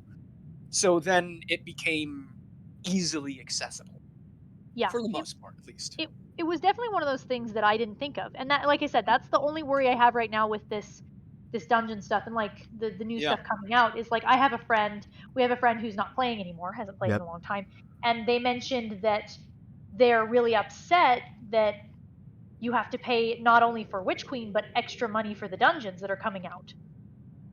And for me, that's not a big deal. Like, I play this game, I enjoy this game. It doesn't matter if I Right. pay an extra, like $20 for some dungeons. Cool. Plus, you already paid for that's what like I play it for. with everything for it. Right. I just got everything. Yeah. But Yeah. for somebody on the outside who doesn't play this game, I can definitely see how that's off-putting. And for someone like, For you know, sure. I don't know if Neagle, I don't know if you've bought the expansion or plan to, or I have no idea. I'm assuming you have, but I have no idea. But Yeah, you I'm may, going to be purchasing it like tomorrow. yeah, but you may only buy the regular expansion. You may not buy the one with the extra dungeons, and I don't know if those dungeons are going to come out and be like, here's another exotic that's going to be almost a requirement for you to carry, and then now you don't have access to that exotic. Yeah, because we are PvP and PvE exclusive people, we require different things from what we need of our other weapons. This is true. Right. So sometimes there's like no point in me going after a weapon if I know I'm never going to use it. And Right. I'm sure the same is for you. Oh yeah, like I have a thing about. I mean, I also have what my mouth feels are. No. Which anybody who doesn't know what that is, I'm sorry. Meanwhile, I'm Yeah, a collector in it's- games, and I need everything. Right. I feel the same way. Yeah. I've collected all the I've been Warlock exotics, so. I've been continuing to run, for example, Vault of Glass, which we talked a little bit about, but not a lot. I've been Right. running Vault of Glass almost since it came out with you guys. Mhm. There's a couple times here and there we've skipped it for whatever reasons, but we've been running it almost every single week. Yes. And I have less than zero interest in that freaking gun. It'll get in my inventory and I might just break it down. I might not even use it. You never know, you might Yep. like it. Everybody starts because panicking. everyone panic. Because I don't like any kind of my type of gun that I don't like is any kind of gun that requires me to hold the trigger to charge. I don't like it because Yes. I don't, and this is gonna sound terrible, I don't think that far ahead. I go, I need shoot now, and if can't shoot now, bad gun. That's literally Oh my gosh. doesn't shoot Simplistic, bad gun. I understand. And the only I reason feel I you. use it during raids, the only reason I use the heavy ones during raids is because of the stupid stuff going on right now, where it makes Yeah, they're just too everybody ridiculously powerful powerful right particle. now. That's the only reason I use them right now. Otherwise, I would not be using them because and we've noticed it a couple times. I don't know if you've noticed it a few times in the raids. If we go from a boss fight to like we do the boss fight and then we do I don't remember if it's I'm not all here, but we end up like in the first room, the first event in the room with Uh-huh. the big boss, and there's a little bit of time between those. And when we get there, I forget to change back to my heavy machine gun, which is what I usually use for a heavy. If I Right. forget that, I will die against those Thydras. They'll kill me. Yeah. I can't take them out with the gun. I can't do it. Like, I die every single time. I'm like, well, that's because I didn't switch to my machine gun. I'm sorry, everybody. Let's try again. Like, Yeah. because I'm I get useless you. with them. They don't Yeah, have a it's- good it's- mouth. I mean, like along the same vein, where like when it comes to oracles, I have to switch heavies because like the heavies that I use for boss damage, using that on an oracle that close will get me killed. So I have to switch to xenophage or use a fusion rifle, which I don't want to use. You know. Yeah, exactly. So I can respect that. And while that gun was really cool, and I like the aesthetic a lot of the The one we, Technomechanica Foundry is yeah, really it's good. so cool. Love the aesthetic. I Bah, bah, bah. love all the animations for using it, everything. I don't use the gun because I don't feel like it's that exciting during PvE. Yeah, in PvE, it's not something you would necessarily use because, like in PvE, a majority of the exotics you're using are either like fun exotics or unless you really like the exotic in general, or it's for boss DPS. And a lot of the times, it's boss DPS. Occasionally wave clear, but yeah, pretty much. Yeah, true. I'm using whatever I want to use versus what the meta is. Exactly. I don't use something just because it's powerful. I use it because I go, look, I look cute in this. Right. That's what it is. Exactly. But yeah. Yeah, so that was Presage from the take of a free-to-play player. I found it annoying for the fact that I cannot do it, and I don't get the weapon. Yeah. Yeah. Though from what I can gather from it, based on what I've seen, it was amazing. Oh, so good. fam. Yeah. You have to do it someday. I'm so sorry you can't do the mission, but Yeah, I still cannot do it, by the way. fam. Yeah. Is there a reason why? Just you haven't paid for it? It's not part of this season. Yeah, because when he bought Beyond Light, he didn't buy the deluxe edition. He bought the season. Yep. Ah, Yeah. sorry. Right. Yeah. If you ever really want to go through it, like, just tell me. We'll figure something Probably out. eventually. No, I can't do it eventually because It's going away. it's going away On Tuesday. Yeah, Yeah. I'll never be able to do it then. Hey, Neil. Huh? You listening? Do you want to do it? Because I have plenty of characters who haven't done it. And you can have my login. You know? If We you can want to arrange do it that. that badly, I will let you do it. That's okay. As I say, we can you talk just- about it you just after. let me know, though. We'll figure it out. Or you can watch me do it if you'd rather do that. Whatever you want to do. You just let me know. Figure something out. It is really fun. You I definitely have to appreciate the offer. experience it. Because Anyways, I'll even jump in the fire team. We'll just go. Let's just go. We'll just get it done. I love that. And we're high mission. flight level. It won't be that long. It And really then wouldn't. we can play hot and cold when we fight the boss fight, because that's my favorite boss song in that boss fight. It's so fun. The boss fight is so cool. You're hot, you're cold, you're yellow. Okay, we're getting a little bit off Okay. topic here. Anyway, sorry. to bring it On back, topic. still talking about seasons. We talked about Presage. Yes. Really good. For those that haven't experienced it, I'm incredibly sorry. It was a great mission, and I can't wait for more of the secret stuff in Witch Queen because it seems to be more horror based and like psychological horror. So I'm really looking forward to that. I'm a huge fan of psychological horror. So hopefully more stuff like Presage is available within the year of Witch Queen. If not, I will be Moving. sorely disappointed. What? You say it again? I said, if not, I will be sorely disappointed. Come on. Me now. too. So moving on to everybody's favorite season of the Splicer. Mhm. Mercy, So- you can take the lead on this one. Yeah.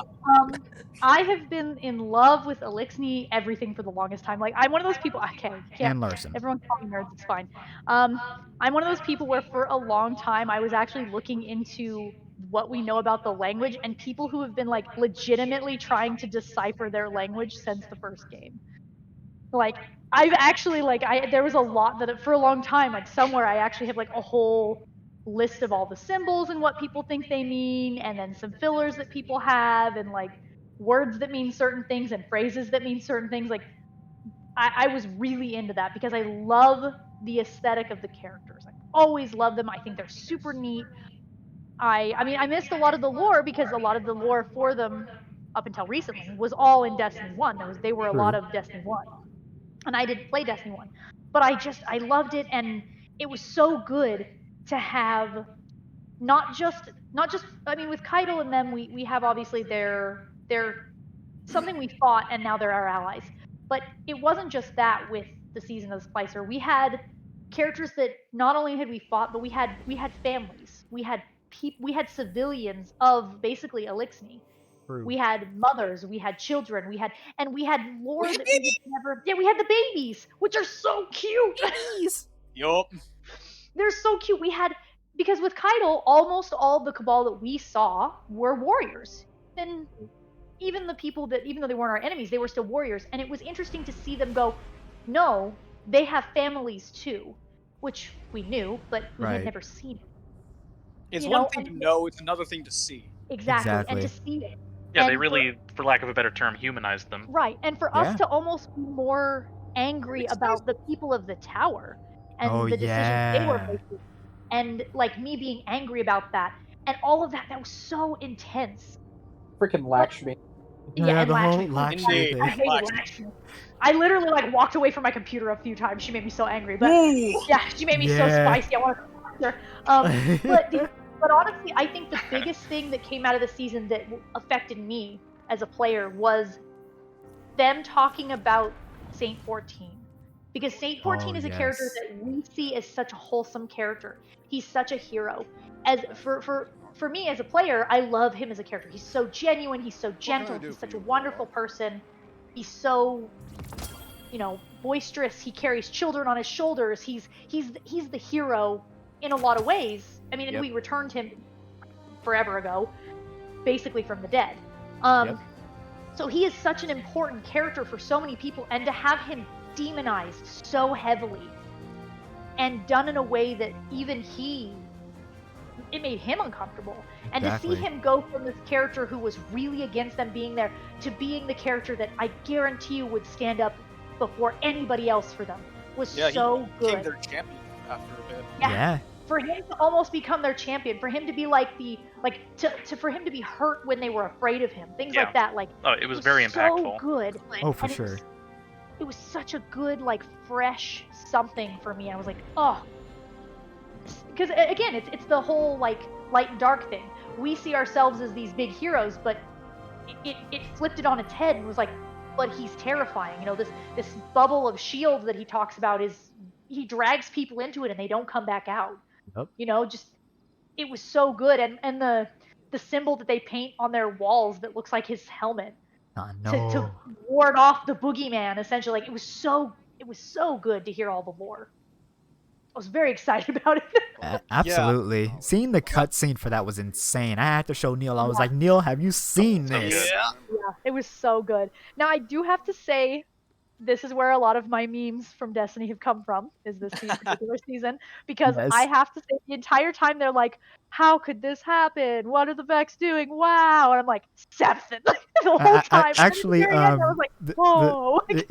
it's funny you mentioned that because like I wanted like Larson to also like partake in that part as well, where like I wanted him to touch on like the Osiris part and like the boy. So if I can jump in now, sorry. Absolutely. I've been waiting in the wings. Feel free. So something that the season of the Splicer. and I'll go into a little bit and then save the rest of it for when we get to Season of the Lost. But like, like even starting at the Beyond Light, like if in retrospect, looking back at all the actions, sus as hell.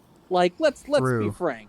Like especially when you compare them over the timeline of the last year, absolutely the most suspect. But also, I'd like to point out, I feel like as much as certain individuals who are now going, oh, I knew this was all tee-hee, I don't think that plan went off as planned. Like, it went off, but based on the Osiris lore entries, especially from Season of the Splicer, there are a lot of things that did not go according to plan for her. It's so hard to tell. True. Well, because it like she came expecting this broken child, and he's laughing and drinking beer. What is this? Right. Yeah. Like, she claims to be so devious, but she doesn't really understand people. No, she Well, doesn't not only understand that, it at all. No, she doesn't. she was like, he will be She broken. is the lie. Exactly. Well, I think that's part. Here's the thing. I also think that and we'll save more of this for later. I think that is part of the truth, is that the more complicated she's had to make these lies, I'm wondering if she's starting to forget which ones are true. Like, wait, hang on. Probably. Oh, Wait. 100%. Wait, Like, did I lie about this or did I tell the truth? Dig too deep. Dig too deep. Exactly. But anyways, getting back to Season of the Splicer. Also, I love cyberpunk as a genre, and Season of the Splicer hit Season my of the Spider-Punk. Yes. Season of the Splicer punched my Decker from Shadowrun, Hacker from Cyberpunk, like sci-fi near future aesthetics so hard. Like, put me back on the cover of an 80s synth album already, all right? That's Yeah. really what it was. It really was. All the expunge missions and everything. It made us feel powerful. Yeah, it did. And on top of that, the soundtrack, Like, let's just really take a have. second. The sound design for Season of the Oh my Splicer God. so good. Yeah, Like- the whole Bam. style of it was something they hadn't done before. I loved What, it. like, That shit forever. I was like, we going back to synthwave, baby? We going back to synthwave. Yeah. Yeah. They even came with like Now a lo-fi thing. Yep. Yeah. I haven't really said anything about it because, it's not really always relevant to everybody here, but I have a hard time with a lot of the armor stuff that's come out just over the years because I feel Yeah. like they're really taking it easy and they just recolor shit all the time and I just get so spicy when they recolor stuff. True. But The season- the season of the Splicer for Oh, I don't know about fam. all the classes, but our stuff was so good. All of it was good. Like, Oh, even if good. there were parts you Was. didn't like as an example, I didn't really care for the season unlock helmet for Warlock. Just wasn't Me neither. wasn't my favorite. But the robe with the The cords robe, the on it. pre-ornament robe, I made that a universal ornament. I loved it so much. Yeah. Well, it's- and like the I'm a tech hobo robe, as I would call it. Yeah. so Like- and good. like all of our stuff with like the cords that hang down and like changed colors and Yeah, stuff. one of my favorite So capes now. good. Yeah. so Also- Also, I'd like to mention, speaking of Season of the Splicer still and like storytelling, so in and I'm really curious how this is going to go because in Season of the Chosen, we basically met an alien Titan. Keitel is the Titan of the Cabal. True. In Season of the Splicer, we met the Elixni Warlock. Mithrax is a Oh. sage and a scholar. Like, Mithrax is the calm despite the storm. Like, Ikora might be the storm barely contained. Mithrax is Mr. Zen, and I love him. Yeah, he True. maintained his cool under pretty much all situations. And Yeah, 'cause they went through a lot. Yeah. Yeah. And he might get he gets upset. I like the fact that they don't make him not have emotion, but he always reels it in like, the light will provide. The great machine knows. I have to take a deep breath. Mm-hmm. Yeah. Like, I need to calm myself down before I do something stupid. Well, honestly, he's one of the top contenders in my head for a new speaker. Yeah. I can see I've been that. saying that too. Yeah. Yeah, he actually, in my opinion, is going to become the Kel of Kells, and if he ever dies, he's going to be the first Elixni Guardian. I like how we're all correcting ourselves because it's such good storytelling that we're all like, Yeah, like, overall, like they're listening. Get it right. Deserve our respect. And Yeah. we need to make sure we are correct. We will correct Exactly. ourselves.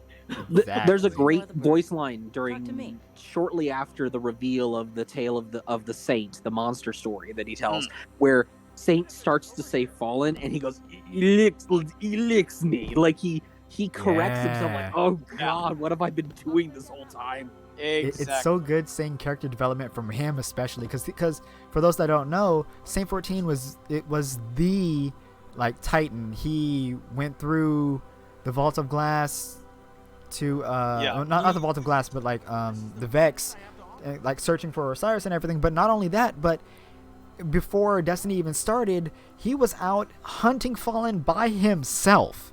He was called the Because Kellbreaker. Yeah, because he well, and in fact I think if I remember right, the Helm of Saint 14, I think the exotic perk on it is called Kellbreaker. Yeah. His whole thing was that they showed up to his story was they showed up and they started killing just people and he wasn't okay with it, so he Settlers. started hunting down. They were killing settlers, and it's one of those things where I think it happens a little bit, and we're seeing a little bit more of it, and I've talked to like other people about it before, but we have to remember these Guardians are old. Yeah. We are old. Yeah, Most of like these Guardians thousands have of years lived of us. thousands of years, and he doesn't see the change. He doesn't see True. the new people. He doesn't see the new shift in power because it's very much like your old grandma who says something that's not cool anymore. You're like, Grandma, Yeah. that's Exactly. literally what it is. Saint. Give it the times. It's to the extreme. Yeah. It's these people who don't see the change. They're just always evil. Their Elixni are always bad news. They show up and they cause problems because they have in the Yeah. past. The informative years for these characters, they hold these grudges over these alien species who showed up and For tried to take generations, the Dreaming City their housed one of the what they Awoken's believed was a most god. closely guarded Yep. secrets. and we said She fuck is off known as and Riven. continued to hold Riven grudges of against a them. So it's so thousand nice to voices. see The these last characters word. like him that are kind of jaded in a lot of ways go, wait a second, maybe Yeah. I'm making the wrong decision. I'm in the wrong. This Right. is wrong.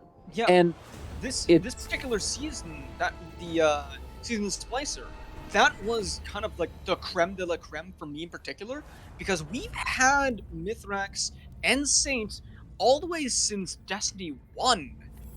Yeah. True. And it's been a thing in the background in my head for so long. I'm just like, when is it gonna happen? When is it gonna happen? And then it finally did. And Well, I'm just and like, yes. there's Oh, also a neat thank bit you. of tidbit of lore, Neil, that I was reading into it before we started today. So back in Destiny 2, when it first came out, there was a quest you could do on Titan where Yep. you had to go through, and there was all these locked up Elixni. Yep. What eventually leads into the Song of Savathun raid. That Mhm. was Mithrax, and Yep. that Kel who waves at you when you let him out and doesn't shoot at you even though you're stuck and he could totally kill you. That Yep. was Mithrax. Yep. Exactly. And like he already was To know planting your those seeds, enemy. and then the best part is that during season of Splicer, Mithrax posed a question that I think they're going to carry on. That even the Vex themselves, as much as they're destructive, like you almost feel sorry. Like no, there's a problem in their programming. What they're doing right now is not how Vex behave. They were being used. And you kind of feel bad. Like I wouldn't necessarily want to go have a beer with the Vex because the Vex are kind of like. To give another pop culture reference, they're kind of like the Daleks from Doctor Who. Indeed. You know, so you still don't want to necessarily have someone manipulate them, but at the same time, it's not like, yeah, I'm not going to necessarily like trust you behind my back either. Right. Right. And the only thing that makes me sad about that season was, can you imagine how much smoother it all would have gone if Cade had been around? Oh yeah. Oh, Because Cade knew these things. He knew them. He knew them. He was This is true, he allies with did. them on and off. He hung out with them because he knew they were people. And I know I've heard voice lines of him from the first game where he corrects people when they call them the Fallen. They're the Elixni. Yeah. They have a name. I think he's the first time that they talk about them as like the first time it's actually brought up, but I have no idea. Like he knows how to. Possible. I think he canonly knows how to speak the language too. yes. Oh He yeah, was he the does. only guardian that That hung comes out up in the failsafe quest where they're like they're talking about ripping off my horn, my beautiful beautiful horn. Yeah, like Yeah. he knows how to Yeah, speak the totally forgot about language. that. And it's, and he talks about like, the enemy of my enemy, and he would have been like the whole thing would have gone way smoother. He'd have been like, you guys are all being a bunch of crazy people. Yeah, I Exactly. seem to recall back in D1 there was like one of those grimoire cards that was saying that both Cade and this like fallen, or at the time fallen captain, were like in a foxhole together and they were fighting a Yeah. hive and they had like nothing left. I believe the captain was like critically injured and she was just like, Yeah, you they're know fighting what, off like a wizard or something. yeah, Yeah. and there was just like, you know what? I'm just gonna lunge for the one weapon that we have between us and make him kill me. Yeah. Like So yeah, it would have been such a cool thing. Like it's sad to say it because it's a video game character, but man, he would be so proud of everybody. Like So bringing He them really in would. and all the stuff. Like after everything that he would be happened. proud of everyone except Lakshmi. Well, yeah, Yeah. well, she was a but crazy person. She Right. was too far gone at that so point. based on what you guys said, let's step back for a second because now I'm going to say something that you said. Mercy's perfect. So the Elixni coming to the city would have been easier if Cade was around, right? Well, somebody's plan made sure Cade wasn't around. Yeah. That is Oh. true. Savathun That- set you Uldren know on the what, path to make though? sure to create Yeah. the light-killing weapons to make sure Cade wasn't around because she identified Cade as the biggest impediment to her plans. Biggest one that isn't he's because as much as He's a Cade's an wild card. idiot, he was always about not shooting first. It always felt like he was more like, okay, well, how can I? And that's from the little bit I know, because again, I didn't play the first Yeah. game, but he felt like he was more like a, nah, you can crack a beer with them. They're people Well, too. Cade was always about analyzing the situation, and Cade is also responsible for us getting onto the Dreadnought and killing Oryx. Yeah, he True. didn't care about like the politics that was going on in the tower. It's like, hey, this is a problem. We need to fix it. All right. And I believe it's actually one of the one of the weapons we got from Taken King is like, he like walks into a meeting, like an emergency like Vanguard meeting, and he just goes, "The problem's already taken care of." Yeah. Yeah, he's literally that kind of guy. It was just like, It I'm was- gonna do this the- first and then ask for forgiveness later. The quest you're thinking of is when the 2 Cabal got onto the Dreadnought, and we're gonna blow it up. Yeah, that's right. And then the next scene, Zavala and Ikora are arguing about how to take care of these 2 Cabal, and Kate's like, "No, I had the Guardian take care of it. It's all good." Yeah. Isn't it you, like but that one meme? You It was what? a while ago. You what? Well, Zavala just starts chuckling because as much as like everyone would assume, well, isn't Zavala mad? It's like, no, this is why Zavala wanted Kate on his team all the time. Yeah. Yep. Because Zavala would get wrapped up in the logistics, or how should I do this, or what are the costs, and Cade sometimes is like, nope, I see our opportunity, I'm going for it. Keep them, Kate. I'll keep them busy long enough that you can Frankly. actually deal with this. I'll deal with the politics. You deal with the Yeah. actual problem. You Well, actually and- deal with Bureaucracy it. busy. Yeah. And then Exactly. the other thing is that, then they're both terrified of Ikora, which is probably a good idea. Yes. True. She's terrifying. She's an amazingly powerful person. Yeah, for real. With a She's very so short terrifying. fuse. Yeah, I'm really excited for a lot of her stuff too. Like I know some people are probably sad that the voice actress changed and all that other stuff, and Uh-huh. I know nothing about why or anything like that, so I'm not going to go into any of that stuff because I don't know anything about it. But I'm excited to have, because a change in voice actress means they're probably looking for somebody who has more free time, Yeah. Right. and that means that we might be getting some more voice lines, and I'm so here for it. Heck yeah. So here for it. I'm so excited about it. I love the fact that there's a voice line that I don't know if it's still in the game because it was from the old voice actress. I don't know if they recorded it yet. Where if you're standing next to Ikora, she comments about Shax complaining about something she did, and she says, if he really wants to complain about it, we could go talk about it in the Crucible. And then there's this pause, and she's like, "That's what I thought." Yep. Yeah. Occasionally she's just like, you know what? I kind of missed the Crucible. Everyone else, no, please don't. I don't know why I love Please the don't come idea of regular Guardians just like fucking around the Crucible, and then it's like Ikora fucking joins the game, and everyone's like, "Well, I'm out." No, it's game like, anymore. okay, time to Damn it, leave. Yeah. game's over. Yeah, that's kind of how she operated for a really long time. Like, she stepped on the field, people left. Mm-hmm. And we did get some of that again with like some of that feeling with Season of the Splicer. Like Ikora played a big role in that. She was running Yeah. intel as much as it was frustrating because we could all see Osiris being suspect, and we're like, Ikora, please don't trust Yeah. him. Like, Ikora, Yeah, don't be but- blind. Big things that she said. Like, yeah, we can trust Osiris. And like, what? But at the same time, like I get it, and I do like that they really talked about the fact that all these people were just so happy that he was alive that they kind They of assumed it didn't was pay the ghost. attention. Yeah. The Yeah. loss of the ghost that messed him up, which is not figure not out. that crazy, because like honestly, like that, I feel like that actually does happen in the canon where people lose their ghosts and they just kind of I mean, Lose it. go a little nutter butters. look what happened You're to not wrong. Eris.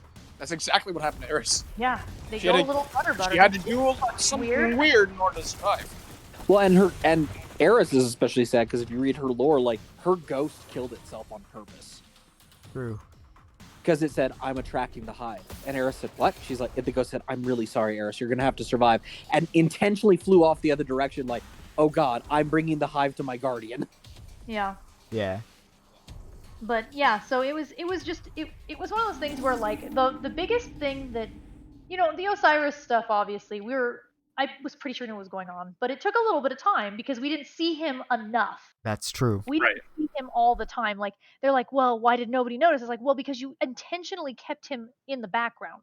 He was Yeah. there, he did things, but us as players, we didn't see enough to know 100% right away what was going True. on because That's good. That's good storytelling. Don't Yeah. reveal your hand too early. exactly. Yep. That is true. But the only time I ever like really made the memes about it was all the people like, what?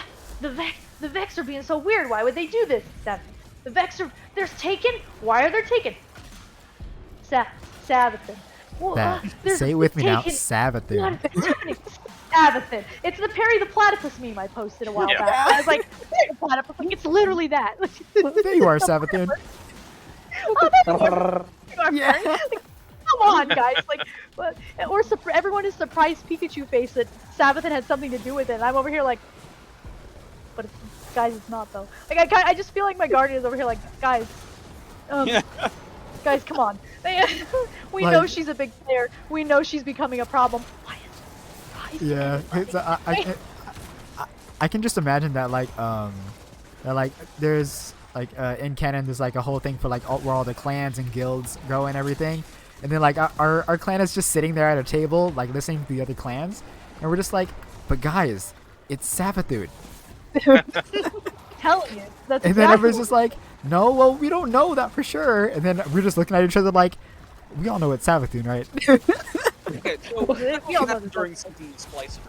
Yeah, for sure. I feel like the worst part is like the warlocks sitting there when they go like, "How did your clan know?" And the warlocks go, "Hunter figured out what was it? The hunter figured it out. Okay, it's embarrassing." The hunter figured it out. They were the first ones to figure it out. Stop rubbing it in my face. It's like, we didn't even... We were over here still trying to figure out what the hell she was doing, and they're like, "It's Sabbath." And we're like, "Huh? Oh, What do you mean? Like, you're right though, but you're right though. Yeah, no, it's one of those things where for me, I think the big part that gave it up was like everybody getting stressed, like that it wasn't True. just the lights going out, that everybody was turning on each other. I was like, it's 100% Sabbath. Yeah, like there was definitely she's something like living off of this. some weird supernatural Are you going on. kidding? The fact For that sure. everyone is like against the Elixni so hard because that didn't make any sense. Like obviously a little bit, yeah, but they're in a quarter by themselves. We gave them a shitty quarter, which wasn't nice to begin with, but they're by themselves. They're not even going out really. To be fair, that Right. corner was. I feel like the corner was kind of shitty because of them. Yeah, but well, not True. those ones. in Not those particular. ones But specifically. like, it's one Yeah. of those things where it's like we're not. What do you expect? It's not like we're bending over backwards for them. We're giving them a place to stay. Yeah, because they that was were way whole out of the point. way. And Exactly. all these people that were like, no, it's not okay. They're the worst. They're evil, but they're over here like, I just went to go get groceries. "May I have a cup of matter with sugar, you?" please?" Oh, Hey, dang, do. bro, can I I'm have some chilling. ramen, please? Oh yeah, that story. Oh my Not too god. Yeah, long, that, like- that narrative. Yeah, That the ramen story is actually so sad. yeah, the temporary guy. Yeah, Yeah, just- because oh, man. that whole thing essentially was like just like I don't understand you, and then the one little Language Elixni barrier.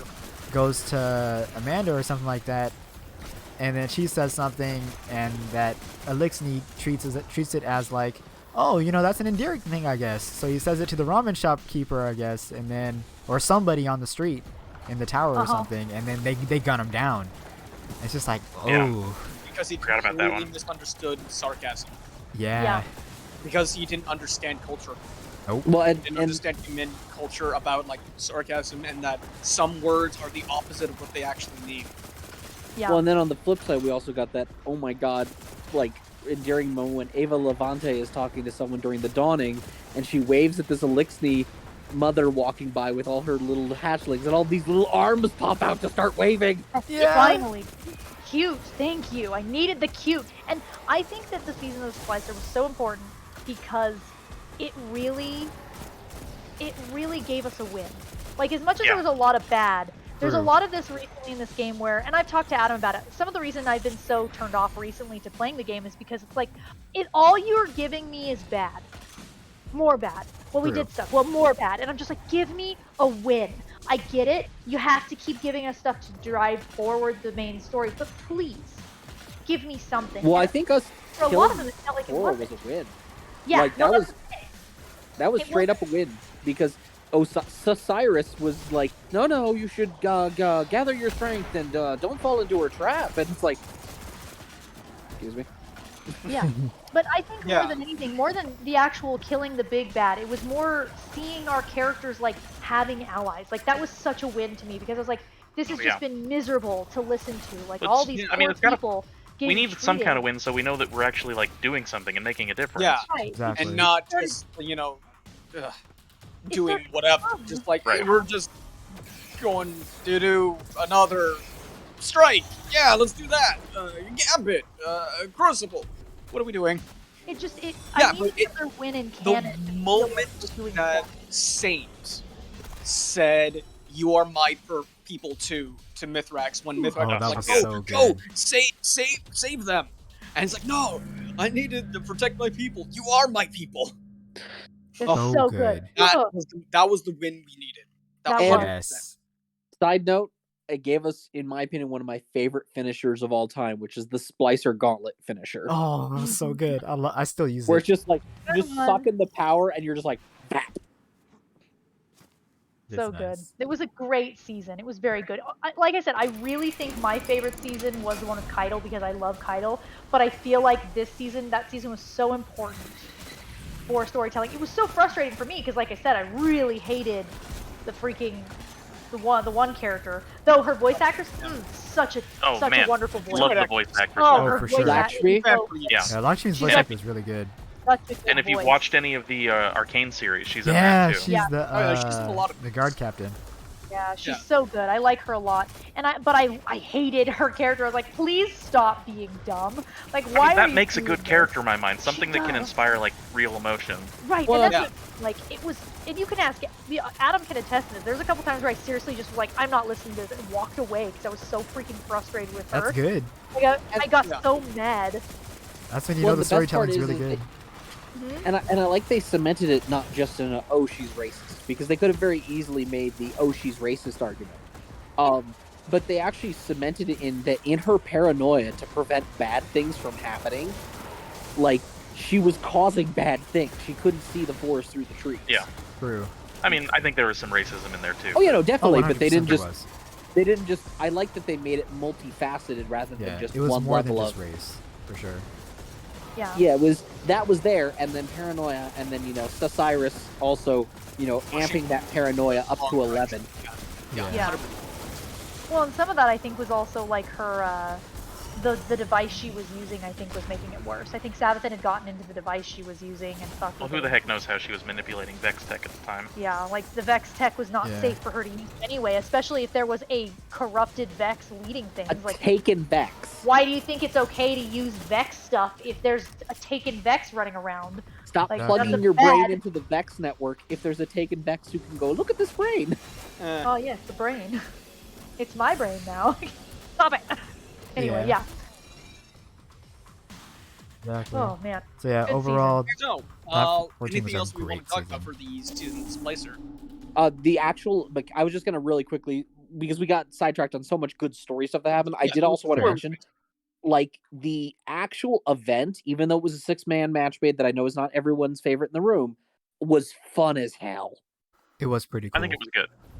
Forgotten about that. I In since we're concept, talking it about was good really and cool. bad, I should touch on my opinion on that. I Yeah. do not like 6-man events. And the reason I don't like 6-man events that is required for 6 people. Raids are one of them as well a little bit, but not so much. I don't like events like that because I have to do that event to experience the story. That's Right. not something I can skip. I have to go do it.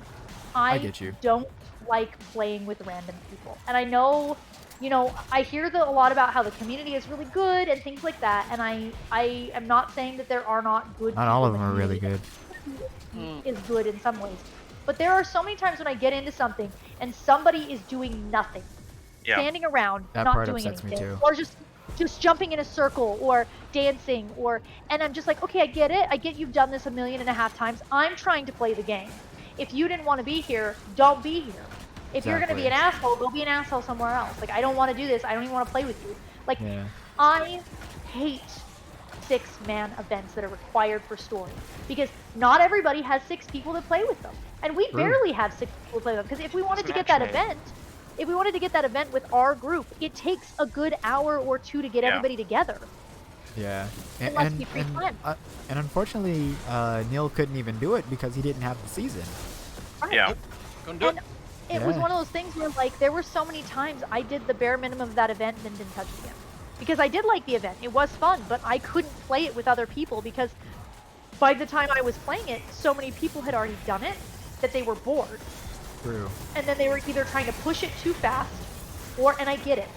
Some people are trying to grind it, and I'm the slow one who hasn't, heard all the dialogue or whatever, who's only done it twice. But I'd like to enjoy my game, and this is the only aspect of the game I want to play. We're supposed to be playing together. Why are you fighting? Exactly. Go play PvP if you want to shoot somebody. Yeah. Like, So I have a hard time with 6-man events for that reason, because I don't enjoy playing with multiple people that I don't know. It's the reason I don't play this game on my own. I only play with people.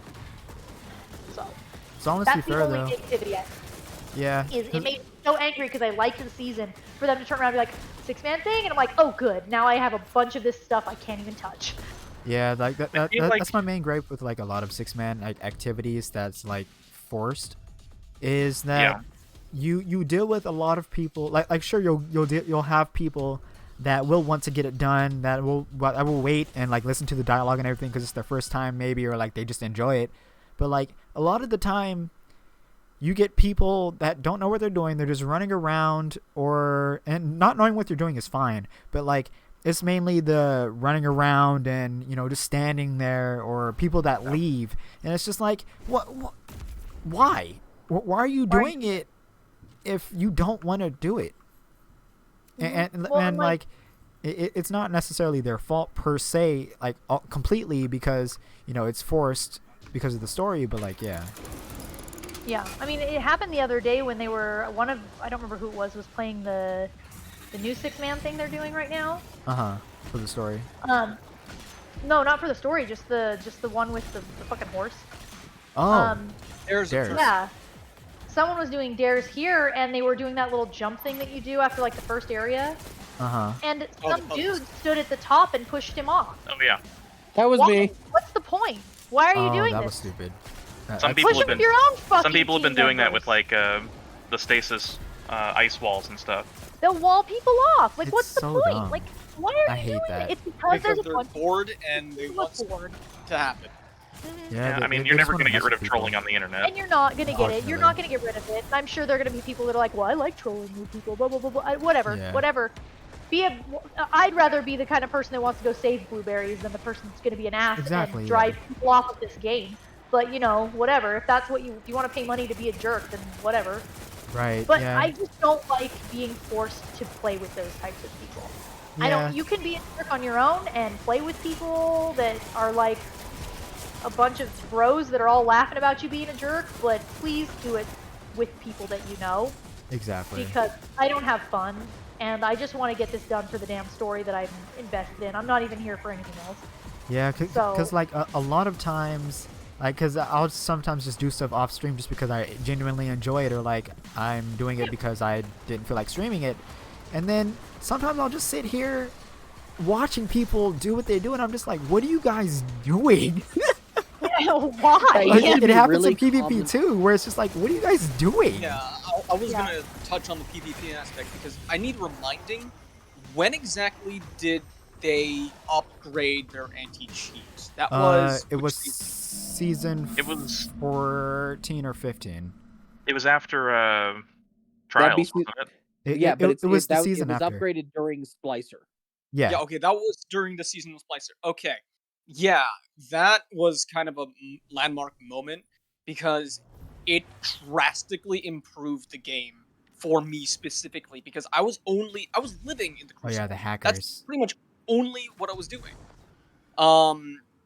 And yeah, it solved a lot of problems, but it kind of indicates that yeah, no matter what aspect you do in You're gonna get game, people like that. there's gonna be people who try to ruin the fun for their own Yeah. amusement. Not even to try to have fun, they're just bored and want something to do, so they Yeah. do that. Yep. Right. It's Well, and like, I've had somebody, one of my favorite stories, it's also kind of a sad story, is one of our friends jumped into Crucible. It doesn't really play anymore. And all of her allies left.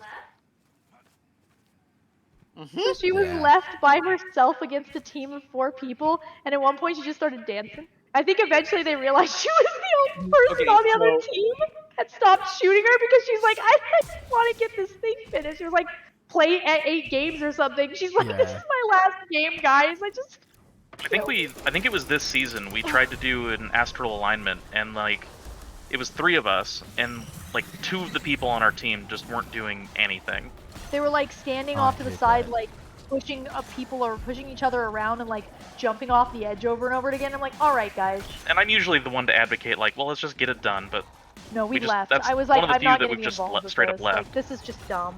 Yeah. Like, I'm just trying to get this done, guys, and I get it. Some people, that's what they thrive. They thrive on it, and they thrive with people like Wanna me get getting carried. angry about it. But I'm also like, I'll just go do something else. Yeah, Like, I've had a couple of those instances where people just straight up left on me. But I always make it interesting because I try. An example, I was in Mythic tier for competitive. This was actually multiple seasons in a row. I've done this, which kind of shows that it doesn't matter what season you're in, no matter if you're having like a bunch of cheaters or not, it's still a thing. Because this happened relatively recent for me through this season. And I actually managed to win a couple of those games just Nice. based on my own pure tenacity. But that was the game that I had to play. I had to completely change my play style in order to figure out a win scenario for me. Which, I had to abandon the base game, the one that Bungie had intended to play, and play my own version of it just so I can Yeah. finish. yeah. Right. Just based on what people do. So, yeah, it's kind of just something we all have to deal with. Yeah. Unfortunately. Regardless of what we do. Exactly. So, yeah, that's my only complaint about Season of the Splicer. Since again, we talked about a lot of the good stuff, and I kind of forgot all about that 6-man thing. Sorry to so, remind yeah. you. Yeah. Should touch on that since we are talking about the good and the bad, and that's I one of the agree. things that I consider bad. I know for a fact it's something they're going to continue because they keep doing it, and I'm really upset about it, and I'm really going to hate it when it happens in Witch Queen. I and think I'm going to it's like fucking miss big sections of the game because of it. it's an accessible activity for lone Everybody. players to Yeah. go into. Like you kind of get a bit of makes the sense. raid feeling without having to like have that Do a raid. communication or like Yeah. friends and whatnot. Or have like a clan, because a lot of Yeah. people play solo for things. My- Some I'm people don't even do solo raids. players. I like Right, to play solo a lot. My biggest thing about the 6-man, and this is maybe not something that everyone's going to agree with. Okay, I played a lot of MMOs. I played a lot of games where if you have more people, we scale. And I feel like Yeah. you already scale the game when you do freaking Nightfalls and shit. Just scale it. This is scaled for 3 players. This is scaled for 6. Why is it so hard? It's not that hard to do. Harder enemies, a couple more enemies. Done. I don't Yeah, see that's I fair, don't see why that can't be It's something they it's do. not impossible. They could do it. They won't, but I don't see why they can't do that.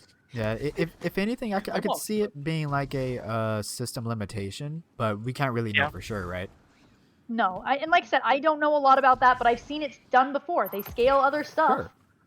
So why can't you scale events so that people like me don't have to play with people who are going to be a bunch of assholes the whole time, and then I True. won't be able to get the event done?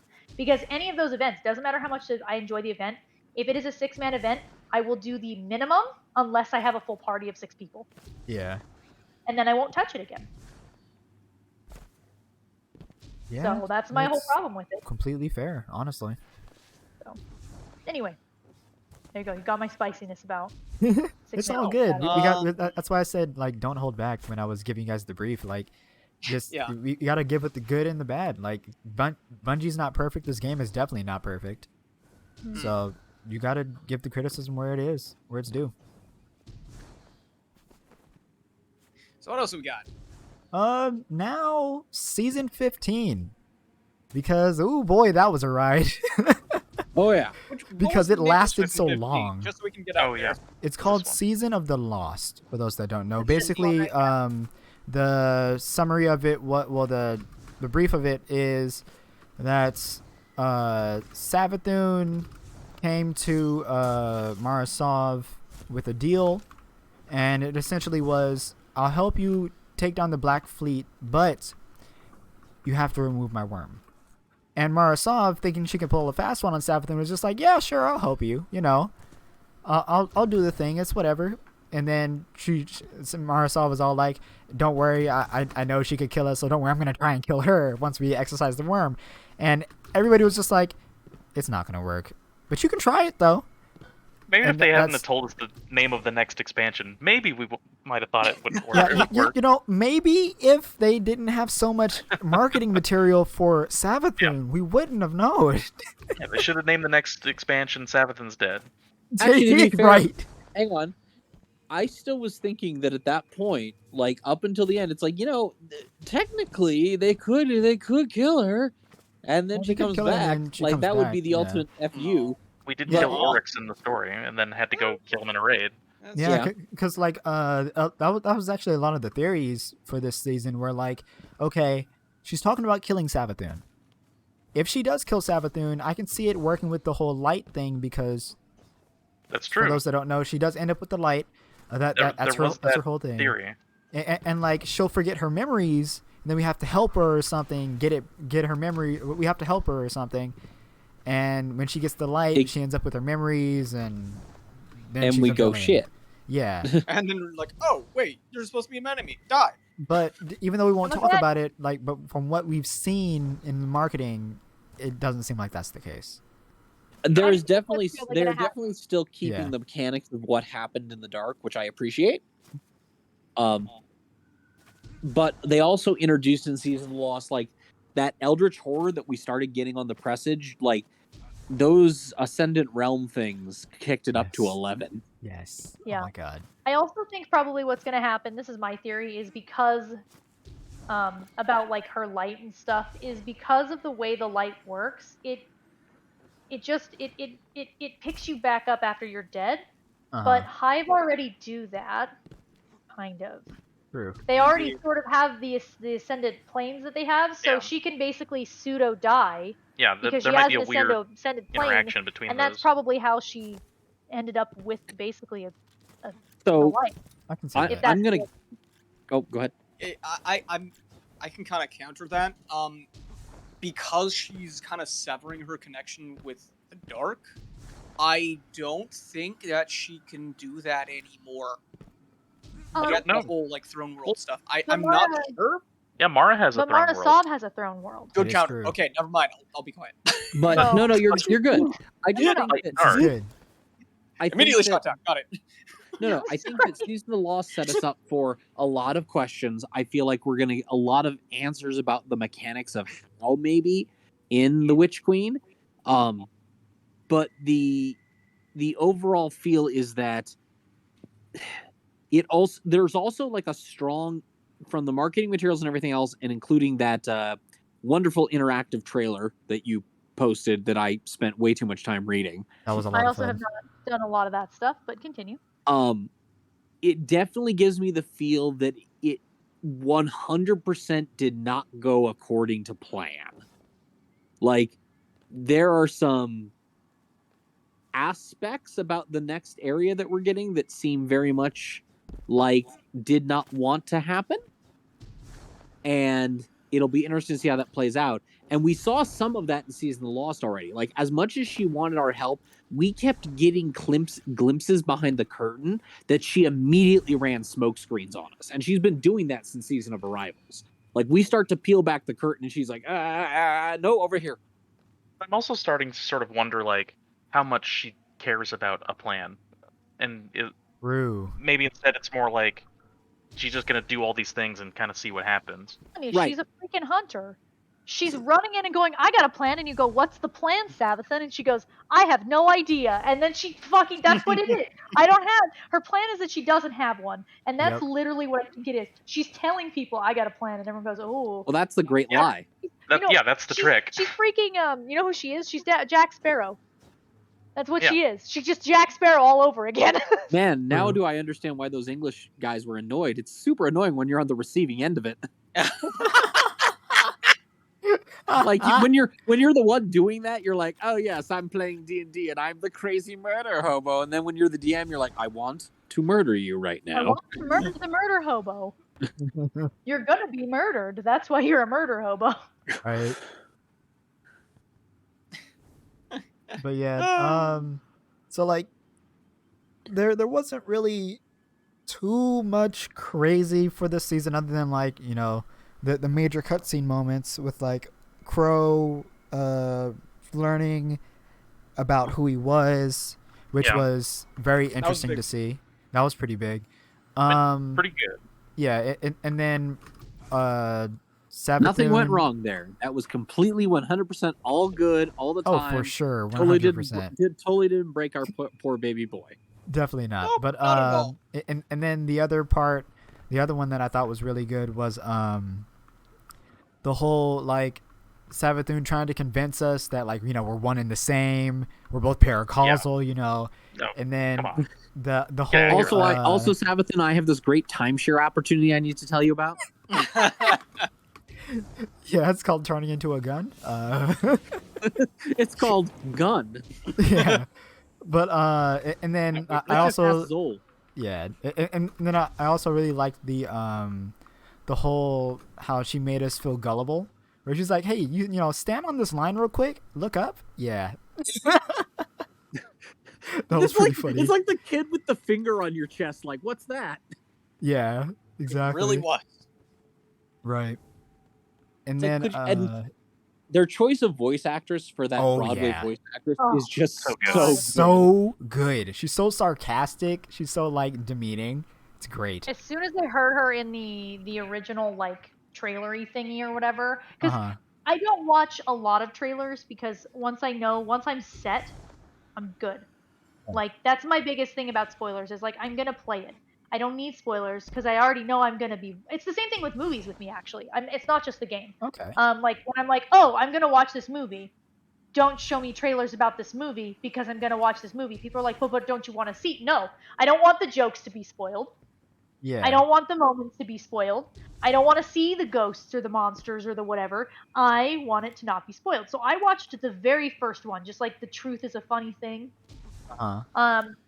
And the first one that had her in it physically. Those are the ones I watched, and those are the only ones I've watched. And those are the only ones I plan on watching because I wasn't sure if I was going to continue playing the game because I was sort of like, as much as there was a lot I liked, I play a lot of this game. True. And near the end of the seasons, I don't do anything but raid with you guys. So I'm like, do I really want to spend, a lot of money on this season? Am I really invested? And I had to think long and hard about if I was actually going to be involved in the game. Yeah. And so when I saw her and I saw her design, I was like, I'm invested. I just hope she doesn't hit the same buttons Lakshmi does with me because I would like to continue to hear your gravelly, sexy voice. Right. But if I want to put a hole in your face as the character's face, I don't know if I can hear your gravelly, sexy voice. Right. Well, she's We'll got see what that. happens. She's got that Mother Gothel vibe that just is like, you're so manipulative. I hate it. Mm-hmm. Very creepy. Mm-hmm. So I'm excited for her. I'm excited about the new stuff coming out. I think it'll be really good. But yeah, I think that this stuff was really fun for story stuff. I wasn't as I invested agree. in this one, surprisingly, as some of the other ones. Not to say it was bad. I didn't find myself playing as much, and it might have just been that I was a little burned out on the game because I Yeah. played Well, a lot also, of the other that's fair. seasons. The extended season, I feel like, Yeah. inadvertently like robbed it of It was its rough. impetus. That's was that's rough. actually what I was about to touch on, where like everything was good because we were keeping the same cadence, and then it stopped for like months. I was so bored. I didn't even get on Destiny. I was so bored. After I reached 1330, I was just like, okay, I'll wait until the 30th anniversary. Then I got what I wanted out of the 30th anniversary, and then I was done. I was just like, I'm still waiting for the last story mission. Yeah, You that know? was the Yeah. bad. That was I just like hated it was it. too long. It was Yeah. I way too hated long. that. Well, and I know the reason they waited to drop the last story was because it directly goes straight into Witch Queen. They Sure. waited because they knew we wouldn't want to go, oh, she Kool-Aid manned herself out of there. Bye. And then no Witch Queen for like 6 months. And I know that the biggest reason it got, I understand the reason it was delayed because I'm going to be Same. honest. I've told Adam this. I will wait a lot longer for a game than a lot of people will. Fair. As long as your game is fucking finished. Me Because too. I am tired of games coming out half-assed. Oh, feel that. Destiny doesn't do as much, but there are so many AAA titles that come out, and I'm like, why would I play this game? You just said it was broken. I'm about to set Mercy off on purpose. Oh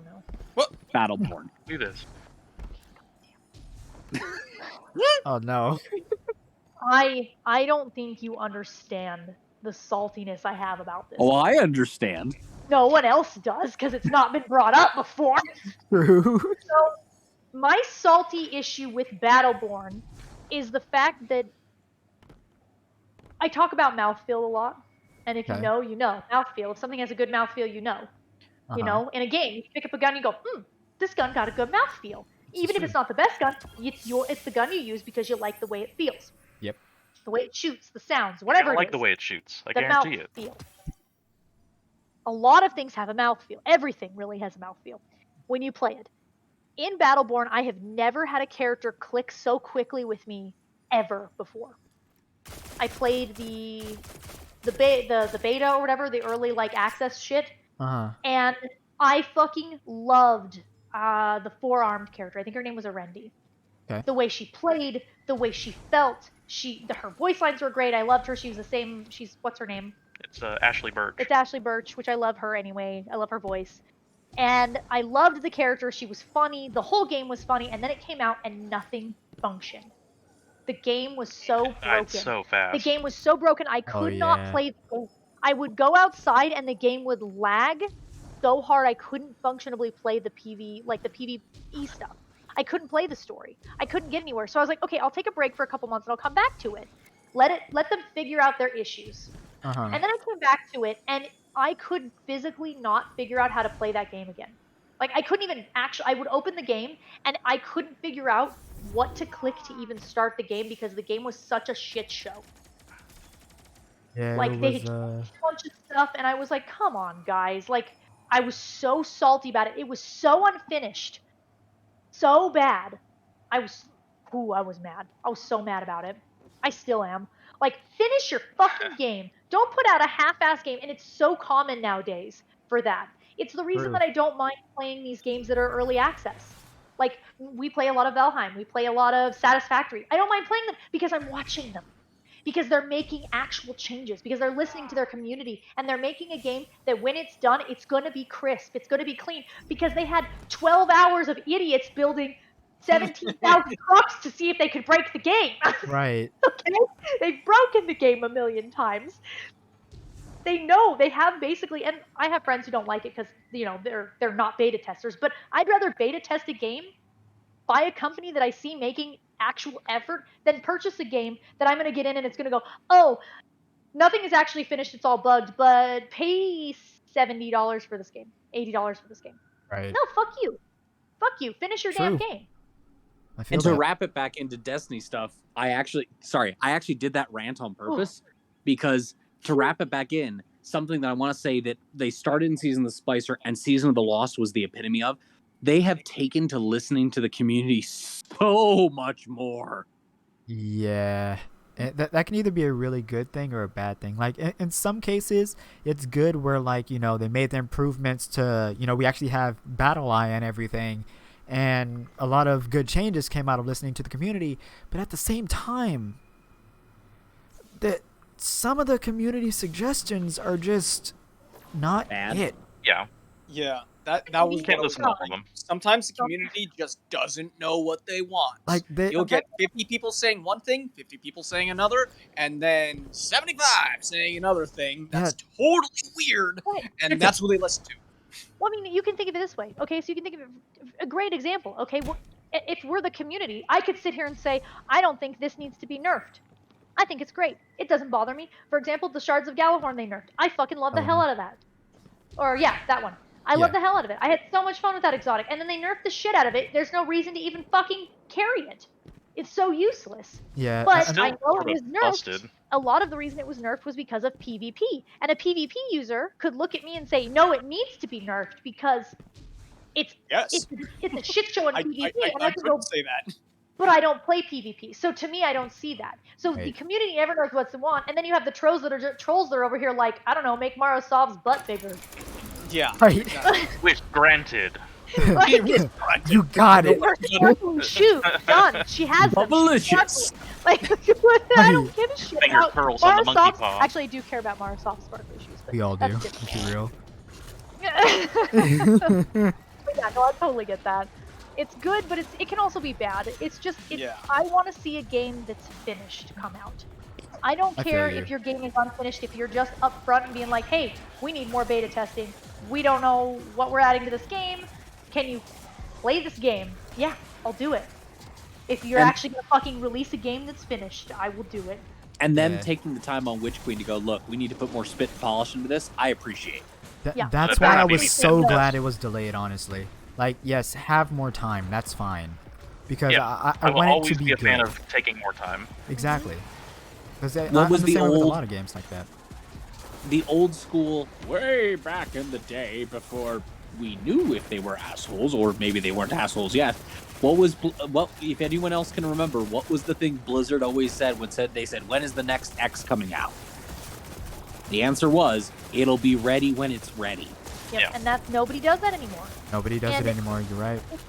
It's one of those things where like I'm okay with them taking extra time, especially on Witch Queen, because Witch Queen has been a huge hype.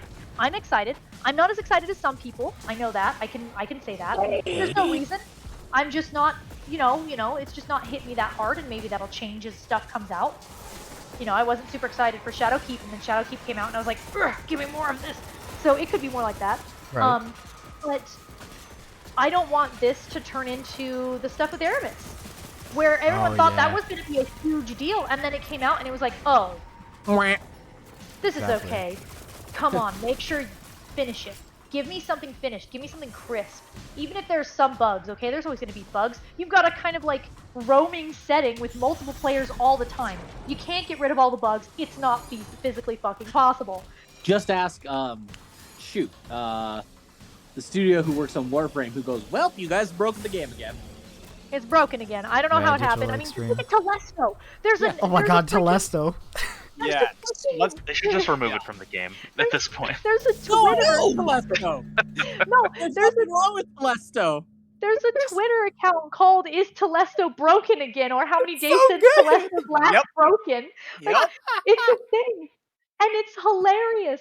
But every time they think they fix that gun, it turns around and fucking breaks It something. says It's like no. added stuff to the game, and we don't know how it did it. Like It's such a simple concept, too. Like, the idea of what Telesto does isn't that complicated. No, Why? Imagine how Just much great the sticky game would be grenades. if they took it out. Like how many things in the programming are like propping up that one Right, specific for gun? real. Like maybe our frame rate will go up if they take it out. But what if it's the reverse? This is They how we beat remove Captain is by Telesto. removing Telesto. Yeah, maybe it's a load bearing bug. Maybe it's a low-bearing bug. Well, that's Oh my Shit. it's where all the bugs manifest, and if they take it out, then all those bugs just move on to other parts. It's It'd be cursed. really broken. But no, it's just one of those things. Like, please, like I expect bugs. I always do. Yeah. It doesn't matter. It gets frustrating, but I expect Sometimes them. bugs became features. I remember Yeah. that Skyrim, when it was first released, it's a Bethesda game. It has so many problems. One of my Yeah. favorite. One of the things very early on, even before they actually released one of their major expansions, was Skyrim's space program. You have a giant Oh, yeah, I star heard about that. that. Hits you with the club, you get launched into orbit, Yep. and the community was like, "Please do not remove this. It's It's too great. good." It's the best thing ever. Or for Mortal Kombat, combos originally weren't a thing. They said like, "Oh, I guess players have found a weird way to string attacks together. Okay, we'll just leave it in." And then it became a thing in tournaments, and they're like, Yeah. "Okay, we're gonna canonize this now." So yeah, sometimes bugs become features. Oh yeah. I mean, one of my True. favorite bugs in Skyrim is this is a really weird one, and I don't know when it happened, but there's a tree very early on, like when outside one of the first towns, that's full of birds. And if you're next to it, you can just hear like beep, beep, beep, beep, beep, beep, like super loud because there's like thousands of birds trapped in this tree for some Oh my god. Yeah. You run past it and you're like, what is that? It's like 100 birds in a tree for some reason that are just stuck there forever. Like, Okay, But- I need someone to edit me. I man. need someone to edit me the end of the Lost season when we do the exorcism, and after the flash of light, I need the Skyrim opening. Oh my gosh. That's great. Oh wow! That'd be I will bet- hilarious. somewhere. I would bet you money that exists somewhere. Like, if that Oh, doesn't exist, probably. I would be heckin' shocked right now. Right? Oh, you're finally awake. Oh man. But no, that's my whole opinion on that. Like, as much as it sucked having to wait, and I definitely agree with that, please come out with a game that's finished. Please come Yeah, out with I mean, something Same. that's finished. we're as much as we are gamers, we are other things. We have other things we do with our life. True. Yeah. So yeah, having just more time on our hands to do other things, and we don't have to be worried about like doing the weeklies or stuff that we've already completed, or any of the bounties that we want to get done, so we can get our millionth roll of whatever, and it's just perfect, the god roll that we've always wanted. Yeah, after we've done all of that, then there comes the point where it's like, okay, what is there else to do? Yeah. And that's where the problems start happening. True. Yeah, and my whole thing like is I'm excited, but if they're not careful, Witch Queen will ruin them. Yep. If I this Oh agree. comes yeah, out and it talked about flops, that earlier. oh yeah, if this comes out and it flops, you're gonna have people trying to return things in mass. You're Oh, gonna for have sure. people who will never touch the game again. Like legitimately, because some people who said they won't ever touch the game again are coming back for Witch Queen. It's Witch true. Queen Mhm. has Yeah, it pulled could be out the last people. nail.